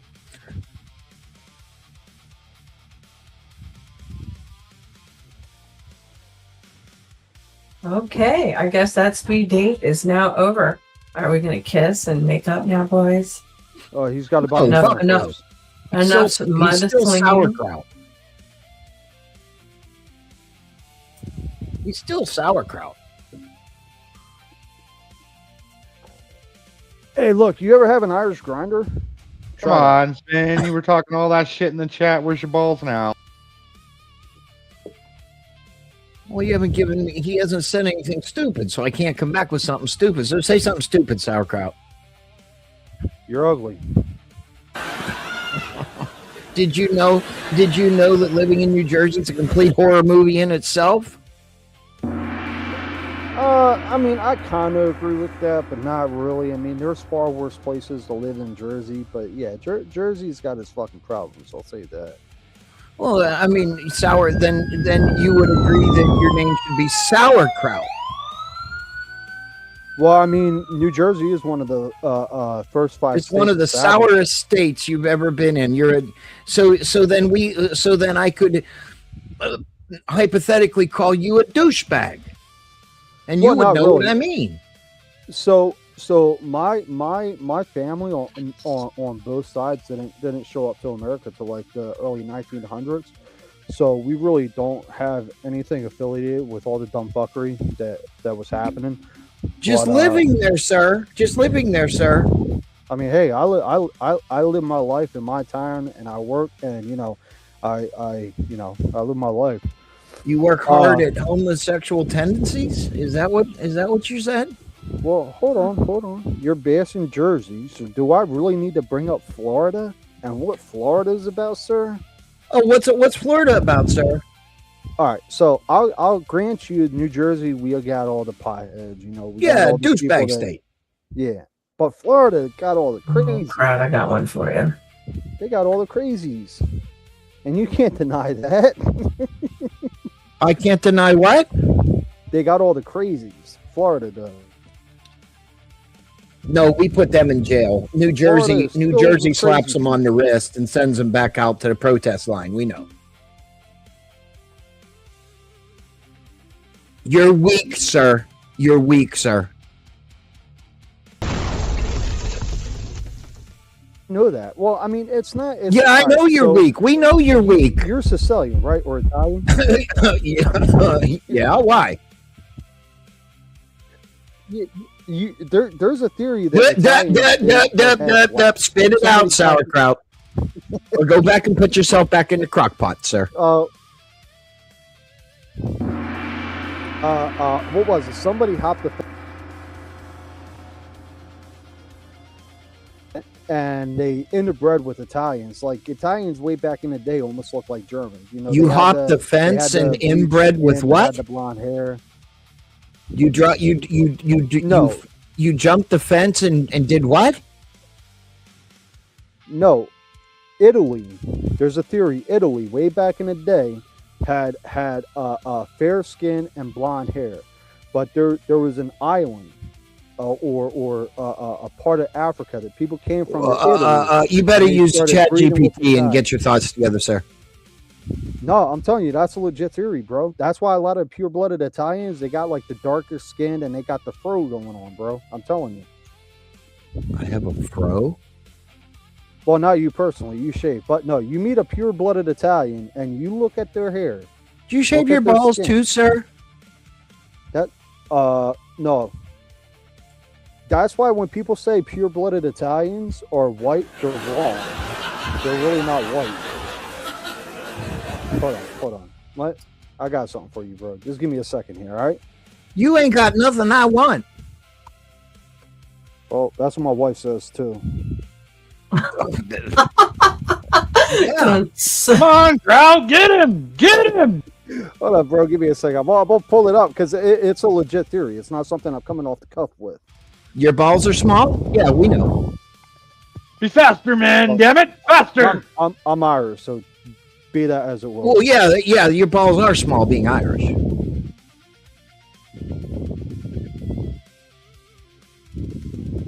You know, I have a true story about At least they're not deflated like yours, wheelchair brain. Hey, you know what? I used my balls. I got four beautiful products. I don't need to do it anymore. Trust me. I was gonna say I'm a Heinz 57, so I'm kind of out of this discussion. You probably should. You probably should, Pfletch. I got a true story. I got a true story if you want to hear it. We always want to hear a true story from you. Now, Crout, on the other hand, you know, we'll do a coin toss on that. Crout, do you want to hear my true story? Go ahead. I'm gonna send you something through Discord so you can put on there, Nova. But go ahead. Okay, so this is before I got into doing like news and media stuff. This was like just months before I started doing it. I'd never been but to like 2 other clubs before, and I was in the VIP section with this one girl. And Chaz, does anybody know who Chaz Palminteri is? Anyone? He was in all types of Italian movies, all types of shit, everything, the usual suspects, you name it. And he waved me over with this girl, and he had this other guy sitting with him. And they were having their little powwow. And he looked at me and goes, you know, you're a very beautiful woman. I'm like going, okay. Oh, thank you, sir. Thank you. And then he looks me up and down and goes, you got this look about you. What are you? Now, mind you, I didn't know very much then, okay? I'm just some dumb young thing. And I just said, Italian, just to make it easier, right? And he goes, oh, really?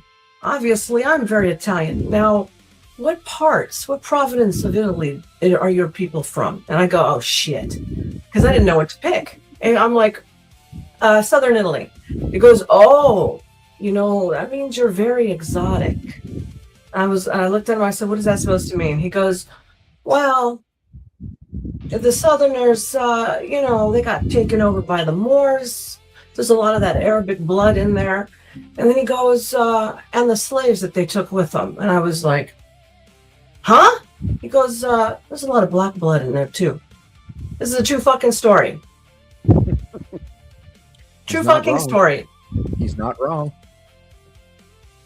So I never said it like that again. So I got schooled real quick. Huh? That's what he said. I was going to say I only know Florence, Italy, and Venice, Italy. But I sent you something through Discord, Nova. If you want to put that on screen, so okay. Ben doesn't know I'm making What is that shit up. Oh shit, we're going there, huh? You remind me of the face of a gorilla, Crout. So you're not going to offend me. Why don't you go roll that motherfucker in dough and make gorilla cookies? All right. Okay. So I can't pull this up on my screen because it's in my Discord, but I can read it. Do you want me to read it? You can send it to me. I'll put it up. Okay. That's what she said. Send it to me, and I'll send it to Toasty because it's his bag. Hold on a second. Oh. Toasty, he's there. I will say, none of us are racist here. We don't really give a shit. I don't give a shit. So, I was just telling you my experience with Mr. Chaz Palmentary, who thought he was the shit. Okay, so little did he know I'm like mostly European and then half or quarter Spaniard, which is probably why I have green eyes. So okay. So if you want to put that up there, that's up to you. You decide and you use your discretion. Now, I will say some of this is slightly incorrect because the first people who established Italy were actually Jewish. All right, the first tribes who went in there. So why would you put this information? Hold on, I'm talking. Hold on. Which is actually about 35% of the entire population of northern Italy, and then they kept going more north as they were going into the Germanic areas and whatnot. All right, now you may say whatever you want. Well, then why would you? So then why would Crout send you disinformation? I don't know, just to prove a point. But okay, prove your point, Crout, Mick. Come on. Well, I was going to say, to the point that Nova made, I don't disagree with that, but that's like the joke I told you the other day, Spin. What's the difference between a Dago and a Jew? Dago's tit. There's really no difference other than there's no difference. Yes, that's why they look so damn close. So many of them. Yeah, that's correct. But to that point, Germans, there's a lot of Germans that be falling into like the Jewish Italian looking type thing too. They do, yeah. You know, the Germans, they got the dark hair, they got the big nose, they got the fucking attitude. And I'm German Irish, and I grew up in an Italian family, so I can make fun of the Germans, I can make fun of the Irish, and I can slightly make fun of the Italians. Like my wife is Italian, but culturally, I'm more fucking Italian than my wife is. Go ahead and make fun of your Italian wife. Does Lorena Bobbitt mean anything to you? I make fun of my Italian wife all the time.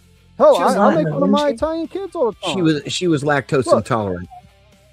I think she was Latin though. Yeah, she was Latin, but she was lactose intolerant. That's why she went, whoosh, and that's it. Hey, yo, Spin, right? Obviously, like, if my wife is Italian, my kids, they got part Italian in them, right? So I remember one day, not too long ago, man, my 3-year-old son, he's eating spaghetti and meatballs, and he's got, like, sauce all over him. So I called him a greaseball. Then I was like, wait a minute, you're part Italian? That might sound a little racist. That is kind of racist. Called my son a greaseball. So he's racist to his kids. He's racist to me. Fucker. Hey, look, race is a social construct. That's what she said. I don't know. If you're both kind of Italian, it's not really racist, is it? No, it's not. Yeah, so just roasting each other. Good old-fashioned comedy. That's all right. I'm doing the roasting. He's trying to put logic behind it. Yeah. Now the one thing I will never call Italian, it starts with the G. Spin, I know you know what I'm talking about. Oh yeah, I know what you're talking about. Yeah, I would never call it an Italian that.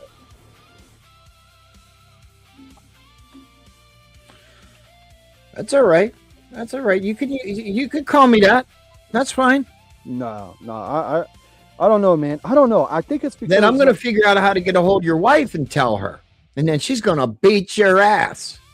Oh, my wife doesn't. Yes, Italians, we like to throw things too, so you might want to duck here and there. I mean, trust me, I know. Yeah, remember those videos where the Asian girl on camera the husband does something and throws the shoe at him all the time?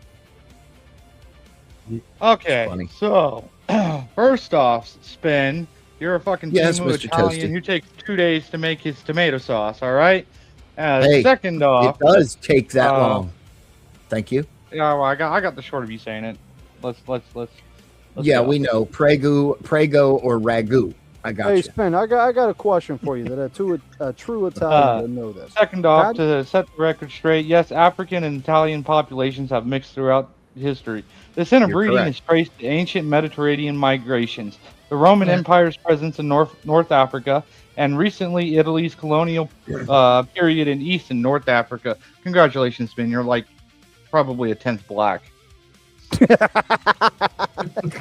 Hey, bro, you got 10% of the card, bro. Go ahead and use it. That's what my wife said. I hope not spin, because they usually have actually small D's. I'm just saying, but you might want to be careful claiming some of that. Well, question. I could say something, but I will get hit. Okay, question. Going back to the main topic, has anybody asked Spin what his pick for best movie is? He won't pick. We did. To the He didn't. Oh, okay. Back to the Future. Oh, okay. No.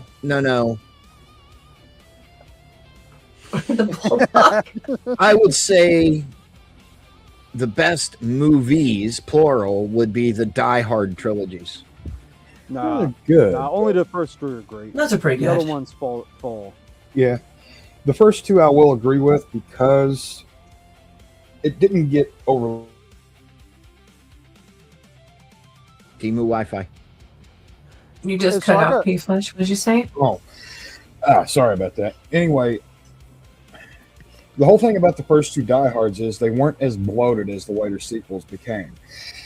Now, Die Hard with a Vengeance with Samuel L. Jackson. Yeah, Zeus. I like the fact that they went back to the original and tied up the loose end with the East German faction. Hans Gruber's brother, and, his I problem.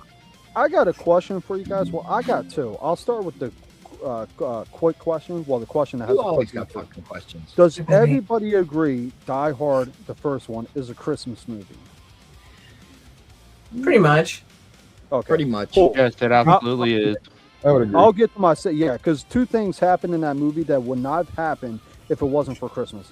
But okay, so this is my second question. Has anybody seen entire thing. 12? Has anybody seen 12 Rounds with John Cena? Yeah. No, but I've done 12 rounds with Jose Cuervo. It didn't turn out very well. I don't think so. I might have. Well, hold on. Tell me 12 Say Rounds Cuervo. is not a blatant ripoff of Die Hard with Vengeance. 12 Rounds is a blatant ripoff of Die Hard with Vengeance. Yeah, I can see it as a retread.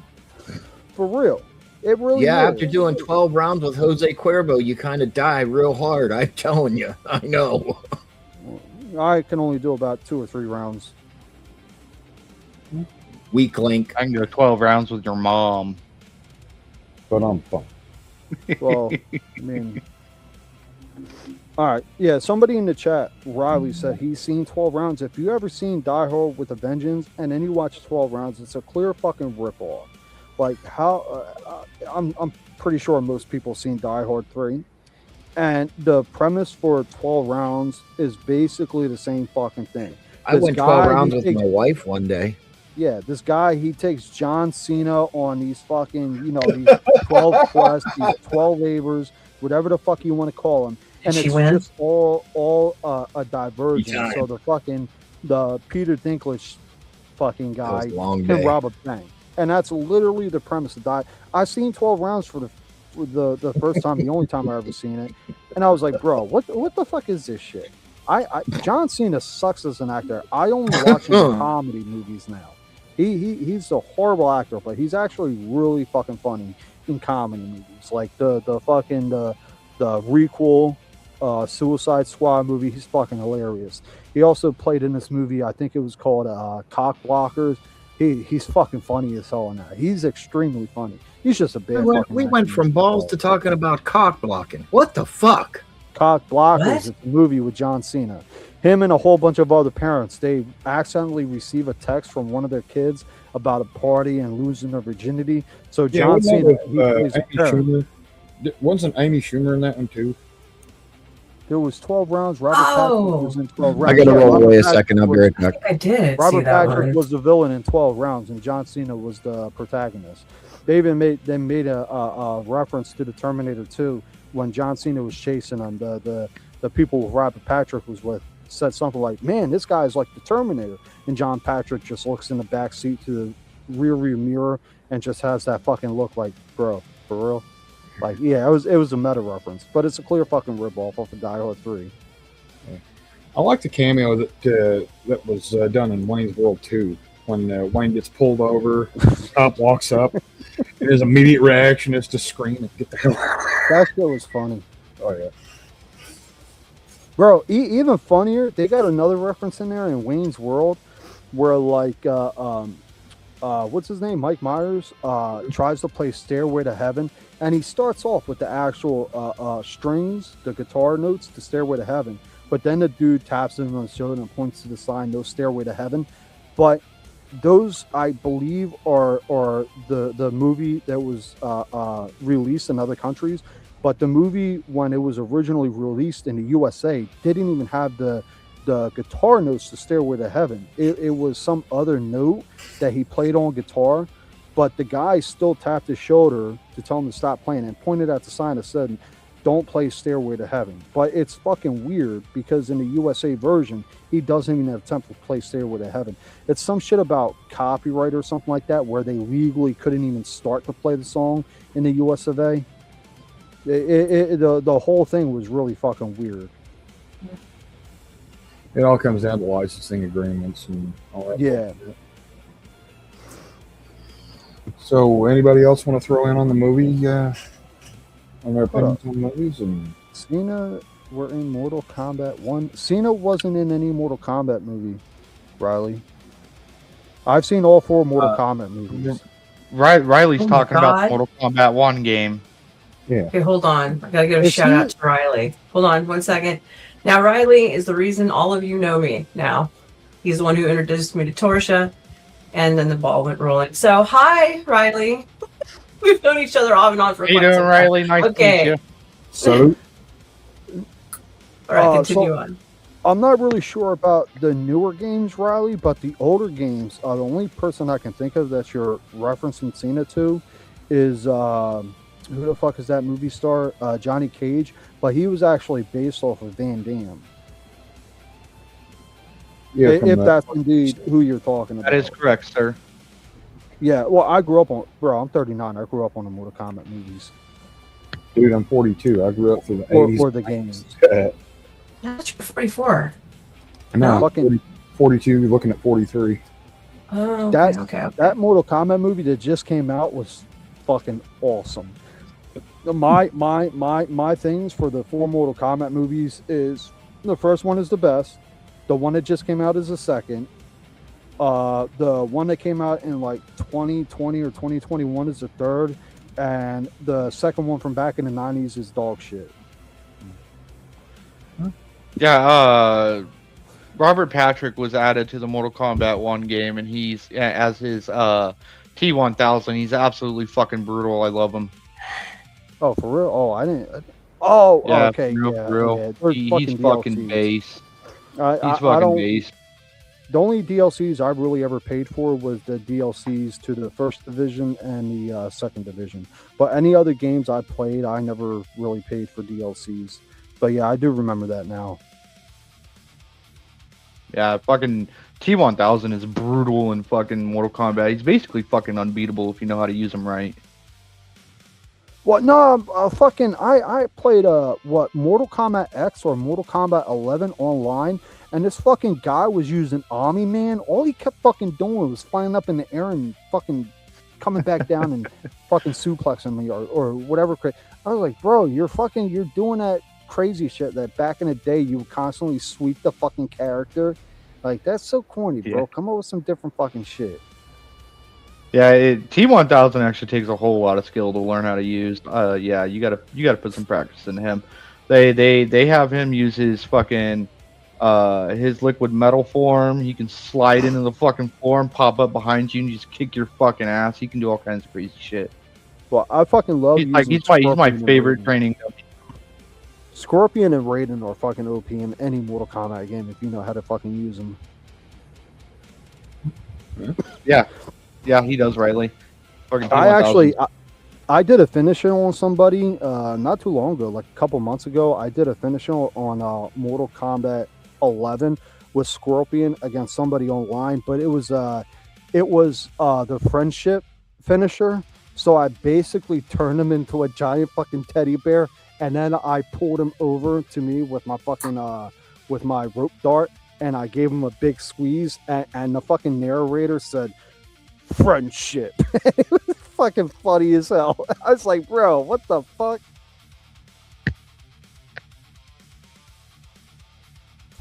All right. So nobody else wants to debate movies. I guess not. You guys are absolutely free to return back to that. We're just kind of keeping it mixed up, keeping it going, so we can Understood. Roaming about for as long as you guys want to. Well, one thing I was going to say is I usually when we do movie nights over on Trippies or somewhere, if I'm paying somebody to show 2 movies back to back, I usually try to pick them as the first choice from 1954 and then Alien, because that lets you know, hey, this is where James Cameron got a lot of his ideas for many of the internal shots too, especially in the colony complex. It's just ripped straight out of the sewer entrance. Well, I remember someone tried to sue James Cameron. Somebody made like a short story to I forget if it was the Twilight Zone or the Outer Limits. I believe it was the Outer Limits. I think it was incorrectly told. I think it was incorrectly said that it was Twilight Zone when it was Outer Limits, and yeah, it was Soldier, I believe the title was. Well, and it was about 2 soldiers that go back in time, and their mission is to kill one another, or to kill the opposition leader, and it's much the same thing as Terminator 1, and became very close, I believe, to losing that lawsuit. Well, what I'm thinking of is the dude made a short story on one or the other. I forget which one it was, where a robot actually comes back in time to kill this person. And to my knowledge, James Cameron actually won that lawsuit. But he says he originally came up with the Terminator as an idea because he had a fever dream that a robot came up out of fire in his dream, and it was a robot skeleton. Hence why towards the end of the first movie, that's what the robot literally did after the truck got blown up from the fucking pipe bomb. Like I said, I know it because I think both movies are great. Obviously, like I said, T2 is my best, but I try to research on shit that I absolutely fucking love, and that includes those 2 movies. Like a lot of the stuff filmed in the first Terminator, well, not a lot, a few shots in the first Terminator movie, they didn't have a movies license, I think they're called. They didn't have permission to film, so quite a few shots in the first movie they technically did illegally because they had no film license. Yeah, it's called guerrilla filmmaking. Yeah. Oh, you want I to absolutely agree with you, Riley. Who here knows of this movie called Cannibal Holocaust? You want to talk about guerrilla fucking filmmaking? That movie was brutal. Oh yeah, it's very much a shock classic, or a grindhouse classic too, if you want to go that far with it. Yeah, and a lot of people say the Blair Witch revolutionized the POV aspect of filmmaking, but I don't think those people saw Cannibal Holocaust. That shit. Well, I think the cast and crew of Blair Witch Project was inspired by Cannibal Holocaust and a lot of the other found footage movies that predated it. They may have been. Well, just paint on it gave a supernatural ending instead of a human, protagonist. Besides old POV horror movies like the original Black Christmas and even what was it, the first Halloween, where a lot of it was POV, and Friday. Mm-hmm. Besides those movies where the POV is strictly from the killer standpoint, Cannibal Holocaust is the oldest movie I know that strictly goes for a POV shot throughout most of the movie. Mm-hmm. Jaws could arguably be considered not only just a nature attack or a nature run amok film, but it can also be seen as an existential horror film, especially for those that are living on the sea, because eventually the sea takes back what it's owed. True. I'm actually astounded that Jaws got away with a PG rating back in the day, but I think back then there was no. It was the 70s. Yeah, they didn't have no PG-13 rating back then. PG back then was an R rating. For real. Gore wasn't in control of it all back then. Need I remind you all of Watership Down? That nice little movie about them fuzzy little bunnies? Fuzzy, what? What movie is that one? Watership Down. It's a family movie. Yeah, it's a family movie. Yeah. Yeah, Let's go with that, Fletch. You should see it, Nova. Don't do it. Don't do it. Is it that bad? Oh, if you want to scar Hey, your child. have you ever seen The Secret of Okay. Nim? Or Nim? I won't do it then. Nova, have What? you ever seen The Secret of Nim? Oh, that's a good Yes, one. of course. That's a great movie. Watership Down is kind of like that, but on a much larger scale. Yeah, it's dialed up to 11, as Spinal Tap would say. Is that the one like where the ship is sinking and everybody's drowning trying to get to the top or some shit? This has nothing to do with water or a fucking ship. I promise you. It's a funny- very funny British about title. It's a very British title. Let's put it that way. Okay. Okay, it's a British title, which means it has nothing to do with the actual movie. I believe, Okay. Ralph Bakshi, I believe his animation studio is in charge of that one. Either Bloom. Okay. Shit. All right. Give me that movie title in Discord, and I'll go look it up later by myself. All right. Okay. How about No small peering eyes about. Don't watch the trailer, Nova. Just see the movie. Yeah. Watership Down. Okay. Put that in the side chat and the back Can I chat. even find it anywhere? There's like no blockbusters Oh, anymore. So, Find it like, on Voodoo. You should be able Find to it on Voodoo. Yeah. okay. Oh yeah, I Richard know about that Dark. documentary. Yeah, I know See- about that documentary. It's fucking awesome, bro. You and Riley would have a lot of fun talking about movies. Oh, hell He's yeah. got quite the extensive catalog. He's a very interesting guy. Is anybody needing a bathroom break? I can put on an intermission song for y'all if y'all need to get a bathroom break. Grab a bite. I need a bathroom break. I want to stand Fine, up. whatever. I just want to stand Nobody up for a asked you few to minutes. spin. Nobody fucking asked you to spin. I want a bathroom break. I want a bathroom break. I'm going to just stand up for a few minutes. I was gonna say I'm gonna turn this car around in 5 minutes.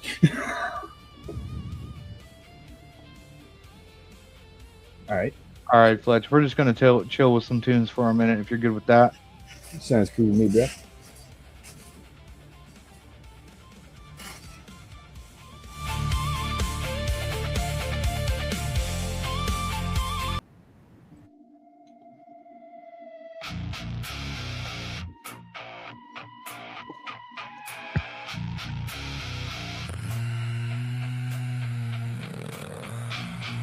This is the Bobby song. This one is called, folks. Oh wait, hold on. This one is called "Mouth for Sale," folks. Written by me, composed by me. Everything about it is from me. You're welcome.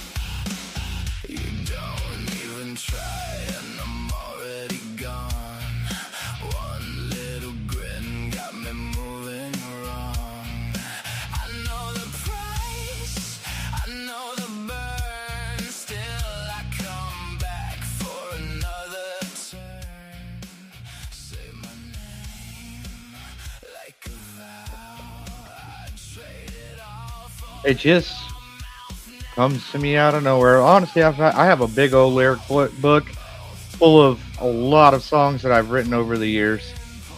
Just didn't have the tools to get it all done until very recently. Thank you for asking.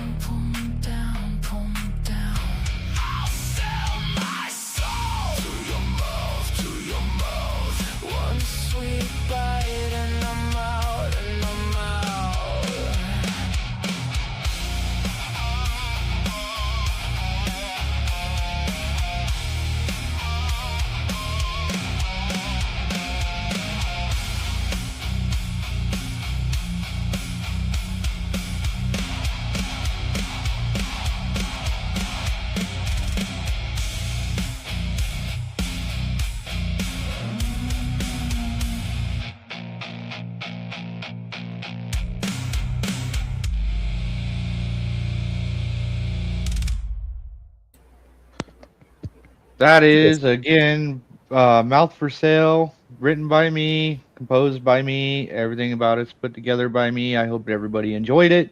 It seems that a couple of our panelists are still on their break, so I will give you guys another song. This one's a little bit more less spicy. Um, and this one's called Loaded Dice, and this one was kind of a little bit inspired by Leonard Cohen's "Everyone Knows" from the movie Pump Up the Volume. Enjoy.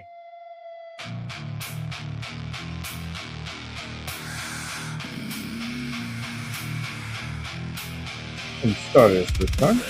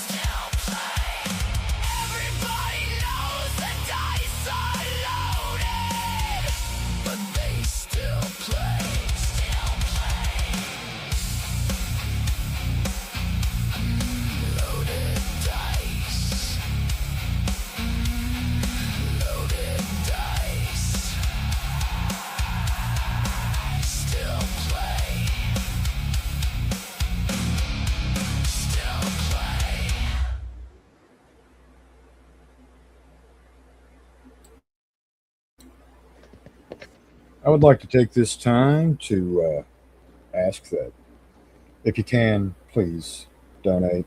Remember to like, share, subscribe if you haven't. Thank you. Oh, thank you so much, Pfletch. You're an amazing guy. Yeah, that's right. All right, is everybody in the back? Are you guys all ready to go? If you are, just cam up real quick and give me a thumb up or thumb down. Okay, Miss NovaStar, she's ready to go for at least another hour. She is hot to trot. Crout Mick is hot to trot for at least another hour. Don't be flipping me off. I'll get you. What about you, Angry American? Are you ready to come back up? Hot to trot. Who says that anymore? Hot to trot. I love that. I love saying hot to trot. You old man, you. Okay, I'm a little old school. Uh-huh. All right, so where should the discussion go? Well, I just want to say, If you guys want to go back to movies, you guys want to talk some shit on Spin while he's away, go have at it. Yeah, I probably won't be on for another hour, but I'll do like another 30 minutes or so. Yes, I'd say about 30 minutes, yeah. Yeah. All right, that sounds good to me, guys. I'm good. But check the backtrack. Or the back chat. I just made a joke. I don't know if you saw it.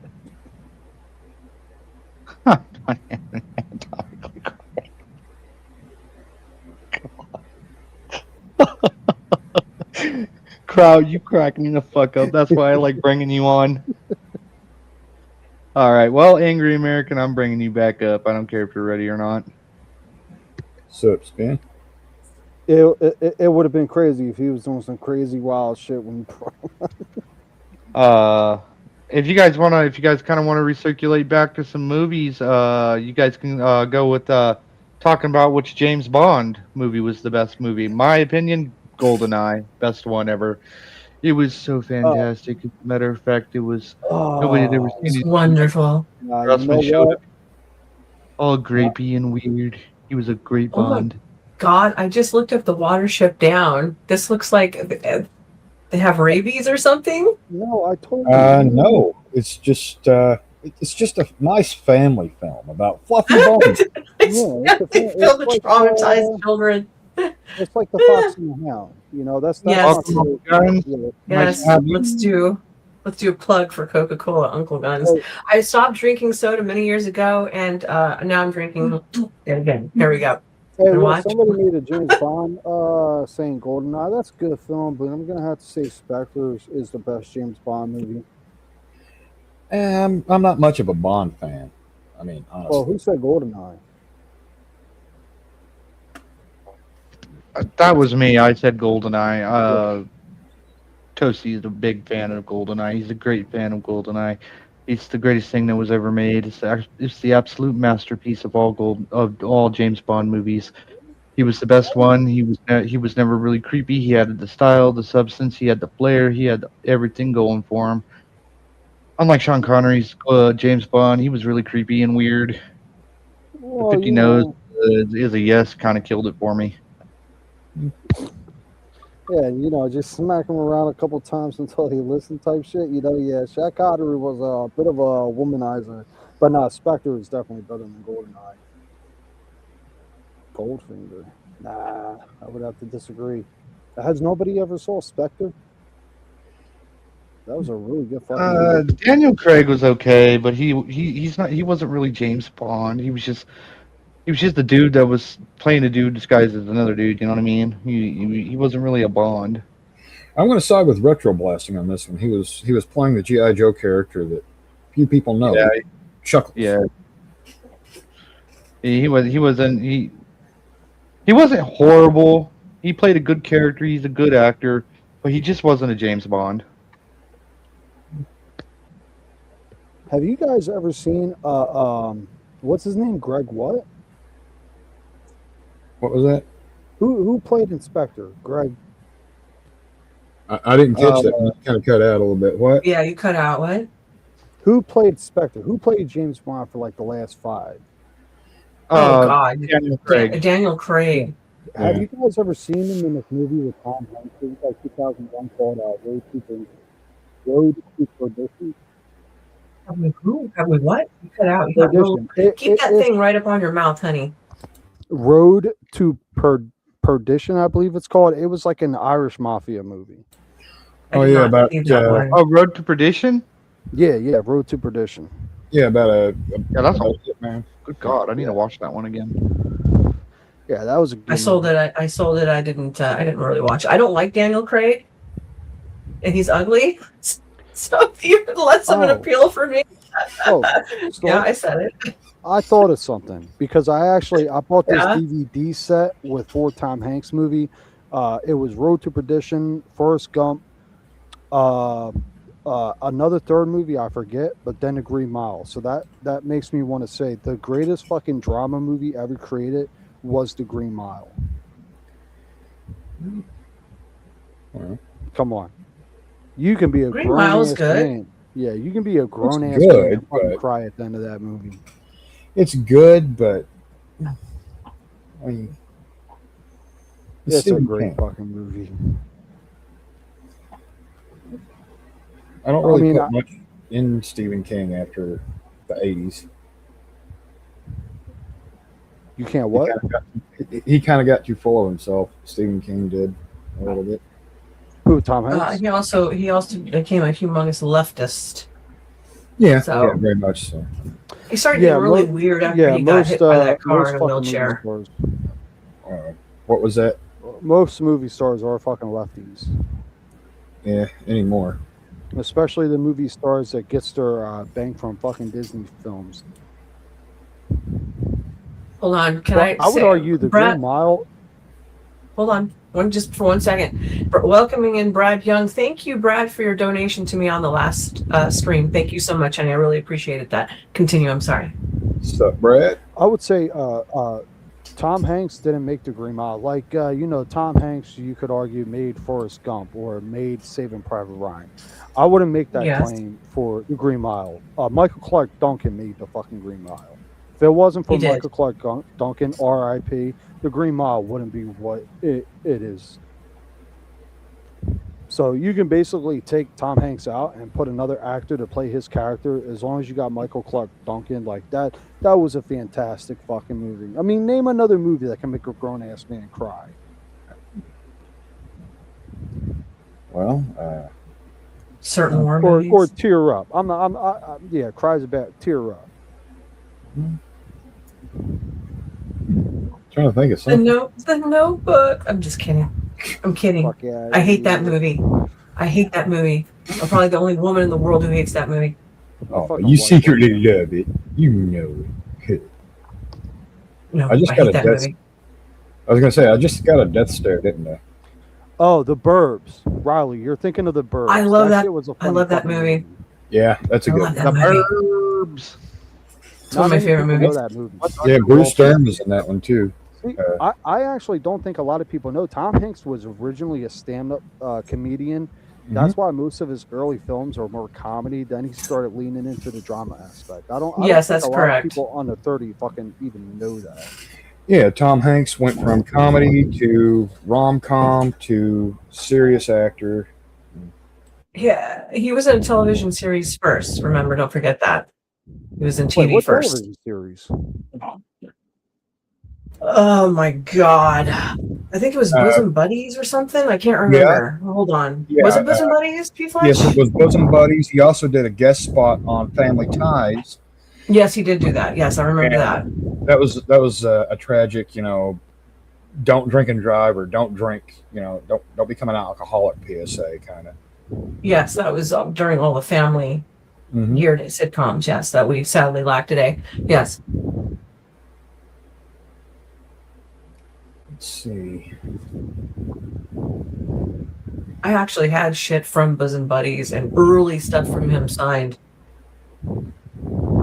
Early, and he was like, "Where the hell did you get this?" And I'm like, "I got my sources." I'm not a hungry kid, but I'm a poor kid.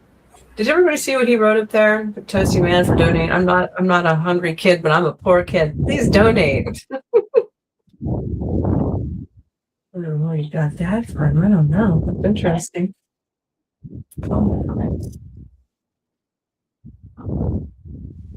Who's breathing?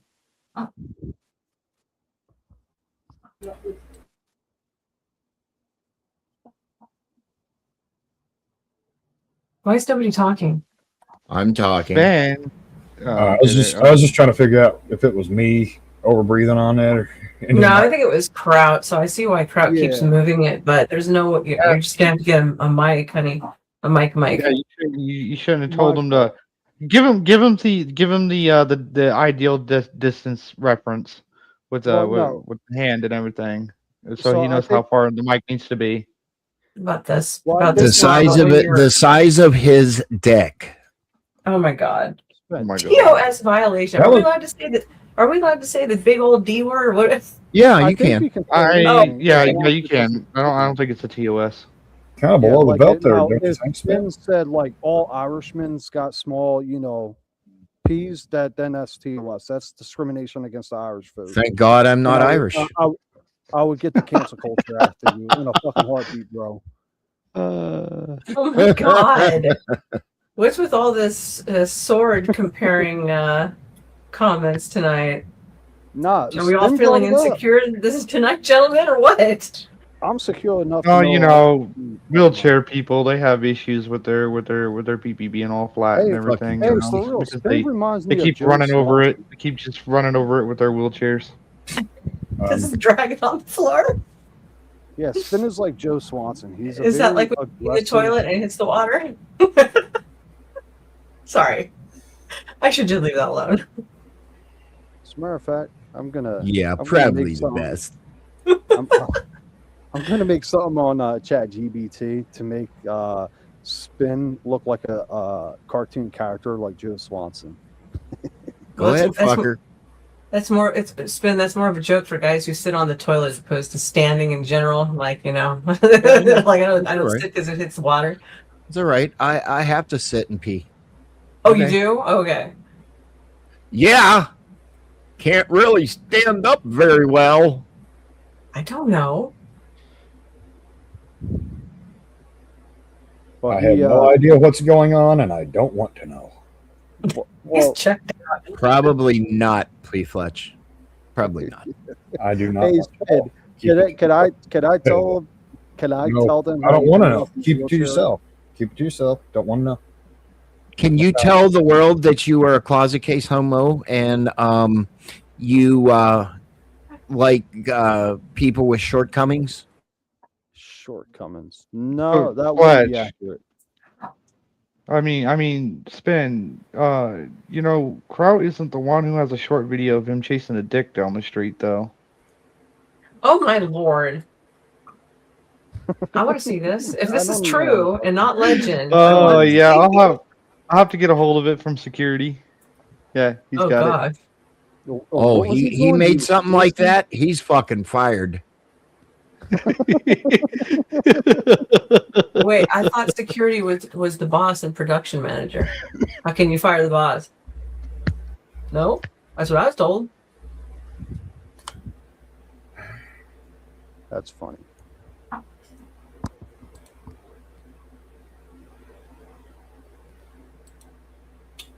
So, Pfletch, you're like, so how's the water? I was about to say, so how about the Eagles? What y'all think? I have vultures around here. I don't know about eagles. No, what? No. I'm from South Jersey, so I'm an Eagles fan, man. I fucking bleed green. Oh. Yeah, Philadelphia. Anyway. Yeah, I'm not really. I'll let you boys talk about it. No, that's not my bag. The shooting sports is my home. Not even boxing? Not really. It's just human cockfighting in a way.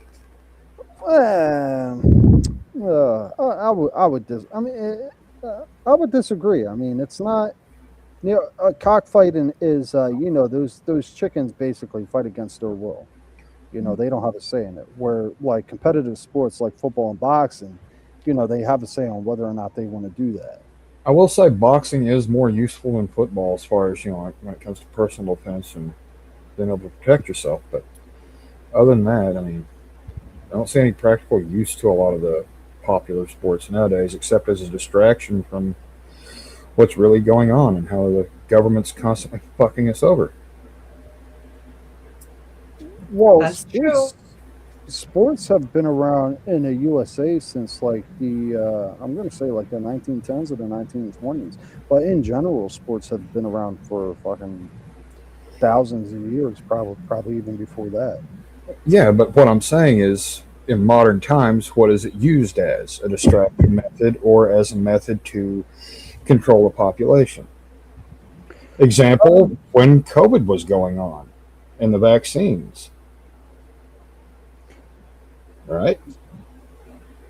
You have a small point. I would agree with you if it wasn't for the fact, and this is why I actually didn't watch football for like 2 or 3 years, when the NFL were trying to push all that fucking pride shit in our faces, and how fucking Kepper bitch kept on saying like the NFL is basically fucking slavery because they measure you and make sure you're fit, which doesn't make no fucking sense because you literally sign a contract. It's not fucking slavery.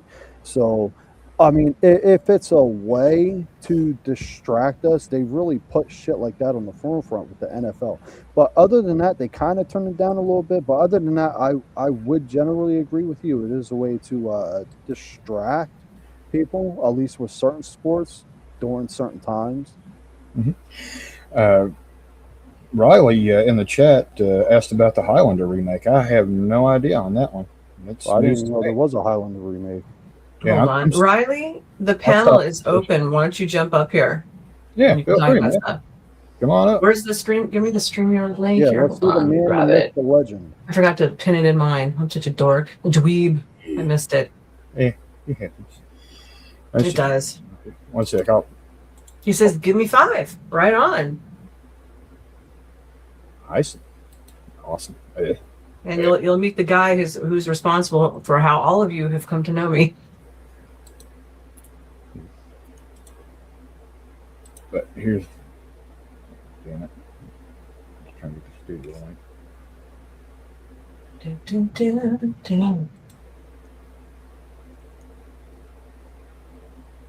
All right, StreamYard links in there. All right, cool. Pfletch. Yeah.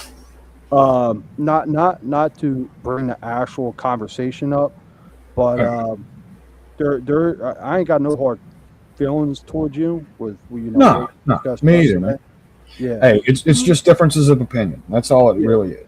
Yeah, but I'm gonna use an example. Like you, I ain't got no bad blood. We're gonna disagree on shit, and I use tactics to get you, to say what I wanted, whatever. But I'll use an example of how someone like that fucking guy Zers or whatever his name is. He's just a straight up fucking bullshit liar. And I blocked his ass earlier today because I couldn't deal with his bullshit no more. But I just want to say, last night, no orders till as well. You're pretty chill, dude. I think this is like the first time you've ever been on panel though. At least since He is pretty chill. It's the first time I've been on panel in first time I've been on a debate panel as a debater in a while. Gotcha. So yeah. Hence the early on jitters. Yeah, the first panel I was ever on was like a month ago, and it was about the fuck was it about? Abortion rights, and this fucking one woman tried to say some shit that if the baby can't survive outside the womb without medical care, then abortion is okay. So I was like, well, what about people that, and I was like, well, what about people that's got like asthma or like has a fucking cancer cell that they need? Should they not have that taken care of? Should they just fucking die and kaput? And she was like, well, cancer cells are alive. So, are you really comparing cancer cells to fucking offspring? Like she was fucking outrageous with the shit she was saying. That's creepy. She's creepy. It's all the brainwashing that goes on, that's went on. Yeah, and it's like shit. I see that the baby isn't alive until its first breath. They're trying to quote the fucking Bible, not realizing it's describing Adam's first breath. God literally breathing life. But to that point, I don't try to argue from a Christianity standpoint because it's been years since I read the Bible. But I always ask people, well, what if the baby comes out not breathing? What then? Do you have a right to fucking kill it? That makes no fucking sense. it's just. I think we're all conservative on here, so hopefully, you know. It's just the whole thing. All right, I'm watching a funny video somebody sent me with a man in a wheelchair chasing a man in a dick outfit. Okay. Sorry. Does it spin? Really, security? It's spin. Give me just a moment. I'll bring Really, that security? I'm an innocent bystander. Listen, Span, it comes for all of us. Yes, we are. Just the next logical choice. Let me get Send lawyers, guns, and money. This shit's about to hit the fan. It might a little bit. It's Who knows? about to totally hit this fan. It's good for drama. Oh, indeed. Riley, get your ass up here. Hurry up, mister. We don't got all night. Come on, bro. Are you all ready to watch this? Let's watch it. Yes, let's see. Get your popcorn, kids. I didn't make any tonight. Oh, damn.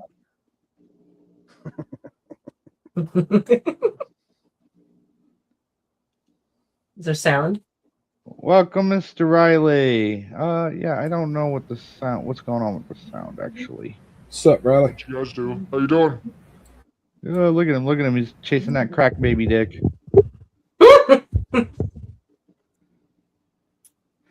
So there you have it, folks. Riley. You all know that Spin is a dick chaser. Hello, Mr. Riley. Welcome to the show, sir. How's it going? Yeah, so they're doing a Highlander remake. Apparently, Batista is the I forget the bad guy's name. Kurgan? Yes, Batista is Kurgan. And then I forget who they said is supposed to be Christopher Lambert's character. But Connor? They haven't. Yeah, I'm not sure on that. They haven't said nothing. But they've been saying that for like 3-4 years. So Yeah, they have for a while. Yeah, there are it is in people. the works. Hey, Rob, They- is that your real you know- voice? Nickname / middle name. No, your voice. That's your real voice. Yeah, sadly. What the fuck? Yeah. I think your balls dropped 10 times over, bro. Yeah. Oh, look, I've been spending too much time with Spin. Now I'm making balls references. I just can't get away from it tonight. Which, if you watch my last segment, that's a good indication that you have good amount of testosterone and sperm count. I think, was I on that panel or was I just in the chats? I remember that.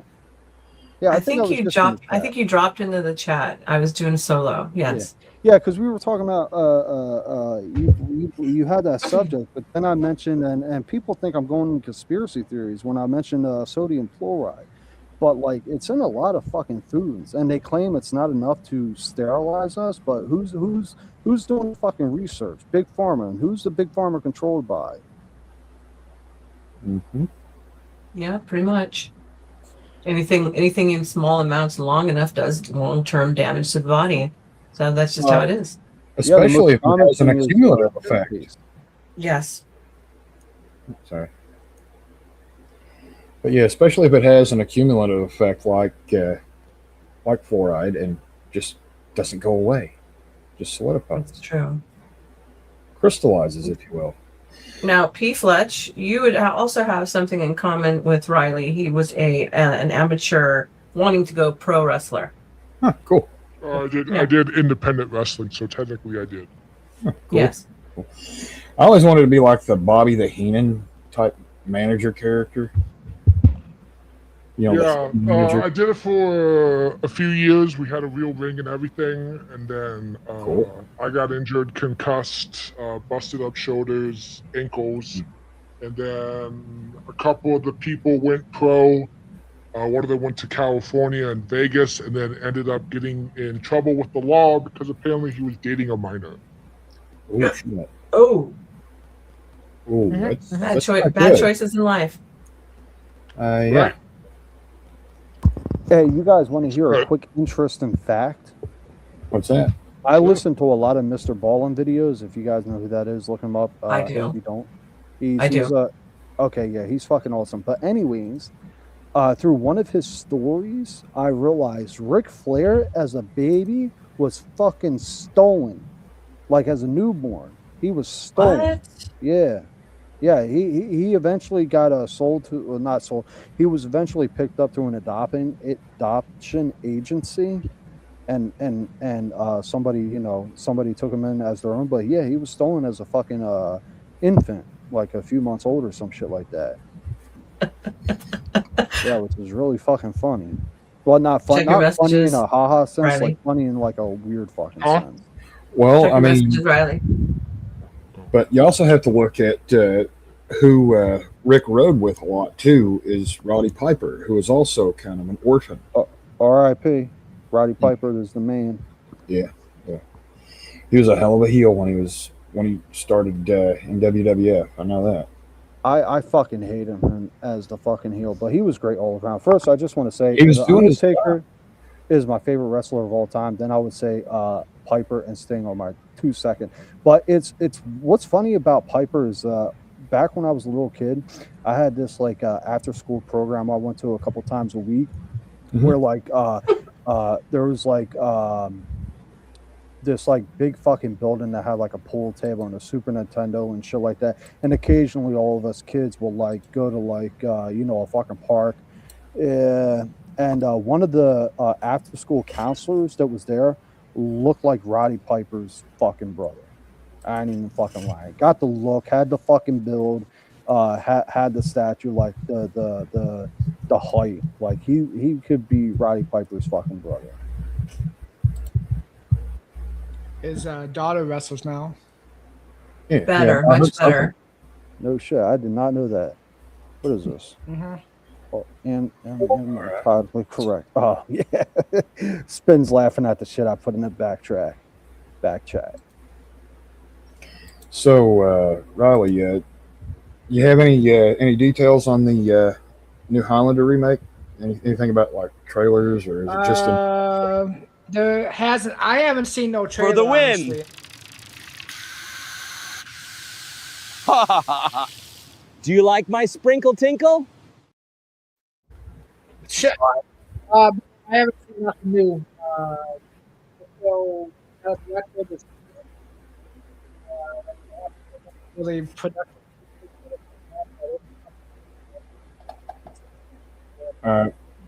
You're kind of cutting out there a bit, Riley. Riley, you're completely cut out and you sound very, very far away. It just dropped all your sound. He didn't know he had a thing on, so he dropped off the voice mod thing. Just in 1 second. Yeah, okay. There you go. Well, it was nice to roast you, Crout Mick. I gotta get ready to go live here in a little bit. Hey, yeah, man, it's always nice seeing you, Spin. But listen, I can hear the wheels squeaking in the background, so put some WD-40 on there, all right? You know what, motherfucker? Come over to my panel and talk your shit tonight. I don't know, man. I'm fixing to hit the head, man. I got work in the mornings. Fucking. You're about to hit the Oh, fucking urinal? You sleep in a fucking urinal? At least I can stand up when I pee. Oh. Listen here, you unanatomically correct motherfucker. You now have a bounty, sir. Okay. Wait, who has a bounty and for what? Apparently, Crout has a bounty for fucking with me. Hold on, let me record this. So I can Hold up, you Ben. can You bounce paid it for on this me. fight. You paid for this fight. You wanted did. it. You wanted the smoke. You can't put a bounty on somebody if you want the smoke, my friend. Just No, want to it's say, all right. He wisened up for a second. Just give it a second, he'll lose it all. You know. What's that mean, a bounty though? Is that some panel or Discord talk? Like, what's that in reference to? Hey Nova, you want to tell him what a bounty is on panels? A bounty is to which you have to pay it or you don't get to play anymore until it gets met by someone or yourself. Well, I mean, I don't think that isn't that like pulling the rank card. I didn't really do anything. No, it's called blackmail, sir. It is called legal blackmail. I'm glad I got that on record in because that's illegal, my friend. So take the bounty off me. Yeah, I was just gonna say hey to look, chat. Look. Now your true Italian, Sicilian culture is showing because you're trying to fucking blackmail me. Oh.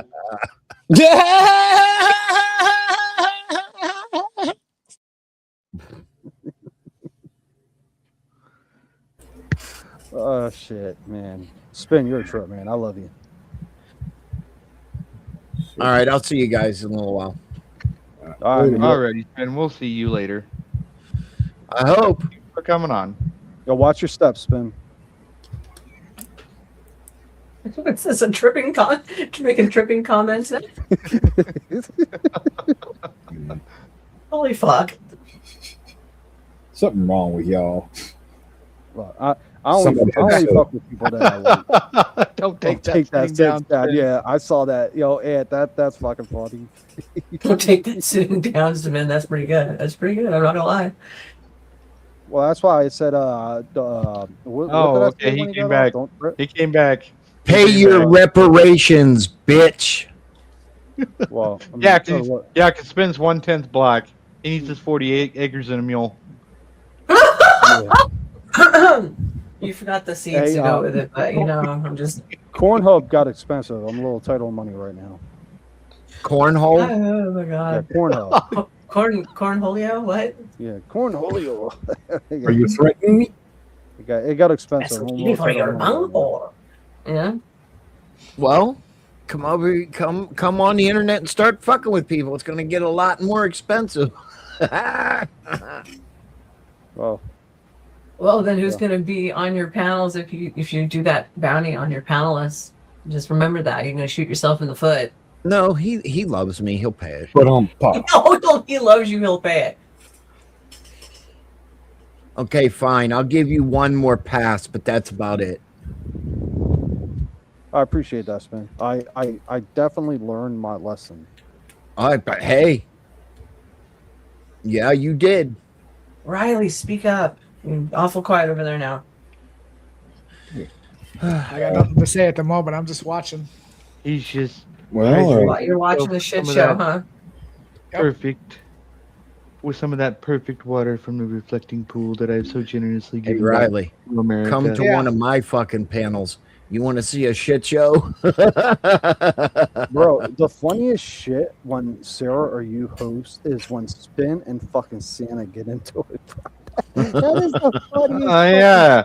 Ever. Spin. We want to bring Santa up. We want to see if we can get Santa. Or not Clay. I can drop if you need me to. Yeah, Clay and Santa gets into it, and it's fucking bickering back and forth. And I mostly agree with Clay on things compared to Santa. Like we all have mostly the same ideas, but all three of us have different shit as well. But when Clay and Santa, like it's fucking funny. It's entertainment, and that's essentially like It's entertainment at its finest, sir. We join a panel for two reasons: to get educated, to educate. Well, three reasons: to get educate, to educate, or for entertainment.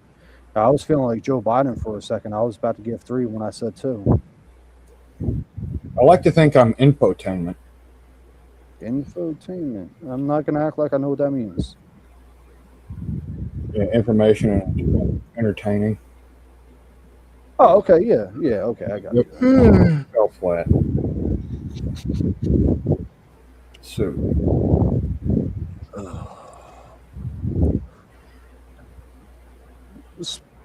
Spin. What? So I know you got to go, but you're still here. So I'm assuming that you may have forgot to get the locks off of your wheelchair. That might be why you're not going anywhere. You know what? I got another bounty on me. Now it's back. Hey, look, you could make fun of me. You know, I got videos out there that make me look like a jerk off, and even my face in general. You can make fun of it all day long. Look at my right eye. Hey, Crout Mick. Yo, sauerkraut. What's up? Sauerkraut. Just remember this one word. Armageddon. I love the smell of napalm in the morning. He didn't get it. No, I didn't. No, he didn't get it, Pfletch, did he? No. Hey, sauerkraut, do you know what felching is? It sound, I don't know, belching and farting at the same time? No, that's not belching, dumb fuck. Felching. Felching with an F? Yeah. I don't believe I do. Educate. I'm not going to educate you on Toasties and Nova's stream. It would be highly inappropriate. But you've put a fucking bounty on me on their stream, bro. What are you talking about? That's not disrespectful. Bye-bye. Like, come on now, you've gone this far. You might as well go all the way. Okay, Toasty, it's up to you. It's up to you. Yeah, if you can keep it within TOS guidelines. You already know the story. What it is. Yes, I do. What's up, security?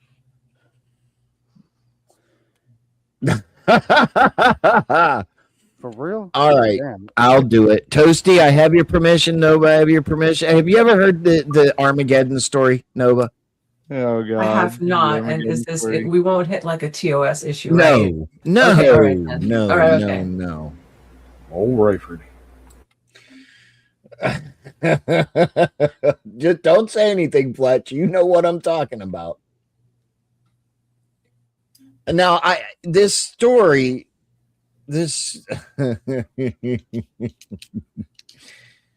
all I'm saying is you have to let me get through the story because it is funny.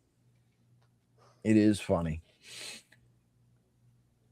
Where the fuck? Hold on a second. Security, we appreciate you coming. We know you're a very busy man. Thank you for Yes, coming. he's very busy. No, he knows the story. No, he knows the story. Hold on, I gotta pull the fucking thing up. Gotta read it. Man, this is like an anticipation climax. Just don't let me down like I do my wife, man. Oh, I Oh won't. my God. Damn. You know, talk to me later for tips, okay? I'll help you. Wait, what? If you need tips She in that said department tips. with your wife, let She me said know. tips. She I said didn't tips. No. I didn't mean it like that. No, and he's married. Thank you. No. All right, so I can't look at the camera, but it's funny. In retrospect, lighting the match was my big mistake, but I was only trying to retrieve the gerbil. Eric Tomaszewski told the bemused doctors in the severe burns unit of Salt Lake City Hospital. Tomaszewski and his homosexual partner, Andrew Kinky Farnham, had been admitted for emergency treatment after a felching session had gone seriously wrong. I pushed a cardboard tube up his rectum and slipped Raggett, our gerbil, in, he explained. As usual, Kinky shouted out, Armageddon! My cue that he'd had enough. I tried to retrieve Raggett, but he simply would not come out, he said. God. So I peered into the tube and struck a match, thinking the light might attract him. Is this a Richard Gere joke at the end? At a hush press conference, a hospital spokesman described what happened next. The match ignited a pocket of intestinal gas in Kinky's colon. Flames shot out the tube and ignited Mr. Tomaszewski's hair and severely burning his face. It also set fire to the gerbil's fur and whiskers, causing it to go further up Kinky's colon, which in turn ignited a larger pocket of gas further up the intestine, propelling the rodent out like a cannonball. Armageddon!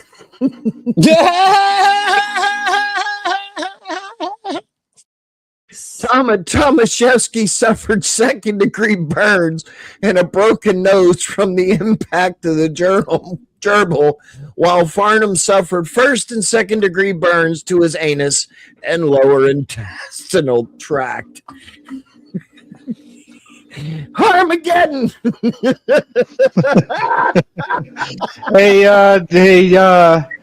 I forgot about the broken nose. Twink Boy 6, if you're still out there, come back in. I'll let you up on the panel. I was just letting him finish his story before I did. Yeah, Spin's gonna roll out, roll out. So that's what it's all about.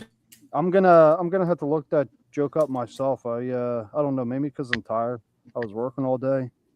I don't get it. So I don't think crude humor is funny because it's crude. I believe there really has to be a strong punchline to it at the end. There was. You didn't listen to it then. Well, that's what I said. I got to look it up myself. It might be because I was working all day. I didn't discredit your joke. I said I got to read it myself. Okay, I got to go, folks. I'll see you guys in a little while. Hopefully. Man, take it easy, Spin. Much love, man. Hopefully come over. See ya. Bye. Yeah. Spin joke sucked. I hope you're listening, Spin. Yeah. He's going to come back. Like, no, it's great. He's come right the fuck back. His ears are going to be fucking on fire. Shame on you for Spin, baby. What did you think of that joke, Riley? I've heard it. But, hey, I'm fixing to get off, too. Yeah, man got what he paid for. Nova, I'm fixing to get off. Okay, honey. For my closing statement, yeah, Pfletch didn't lay down any concrete claims. All of my subjective thoughts were proved to be. No, let me stop. I'm just joking. This is called nice fucking change of pace. Toasty, thanks. Toasty and Nova, thanks for setting this up.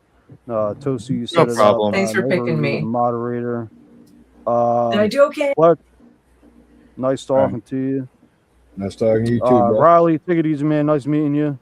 I'm not an idiot 100% of the time. It's just 50%. And, just 60% of the time, all the time. Yeah. Some of us more like 70. It works 40% of the time, all the time. Oh my god. Oh my god. That sounds like a fucking more Matthew tips. Contact me. Alrighty. Is anybody else? Are you guys wanting to close up shop, or do you guys want to go for your full 3-hour mark, or what do you guys need? Oh, good God! Do we have to go for? Do we have to drag this out to 3 hours? You don't have to. No, I mean, we don't. I'll hang a little bit longer, but I was just trying to hit everybody's 3-hour mark at least for their watch hours. Okay. Yeah. Gotcha. Well, going back to the Highlander remake, David Bautista is going to have one hell of a job filling Clancy Brown's shoes as the Kurgan, because that motherfucker was creepy as hell, and he sold it. Yes, absolutely. Well, since we're going to be closing down, I'll be leaving out. It was fun. No, I'm giving Nova a quick break. She's been in that freaking chair for a minute. Yeah, true. It's killing the shit out of her. So yeah, you and Riley go ahead and talk shop if you want to, unless you guys are wanting to close down. I do not care. Well, I was kind of wanting to close down too, because I got to get some support while we're back. And I got work in mind more myself, actually. Yeah. Alrighty then. Thank you all for coming out. I appreciate it. I will go ahead and play the outro music, and I will go ahead and end the stream. If you guys want to go ahead and jump out or stay, it doesn't matter to me.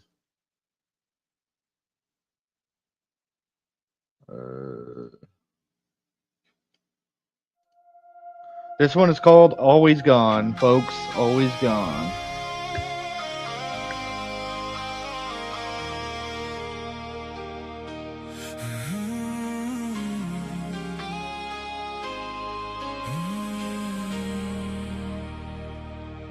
Your boots by the door,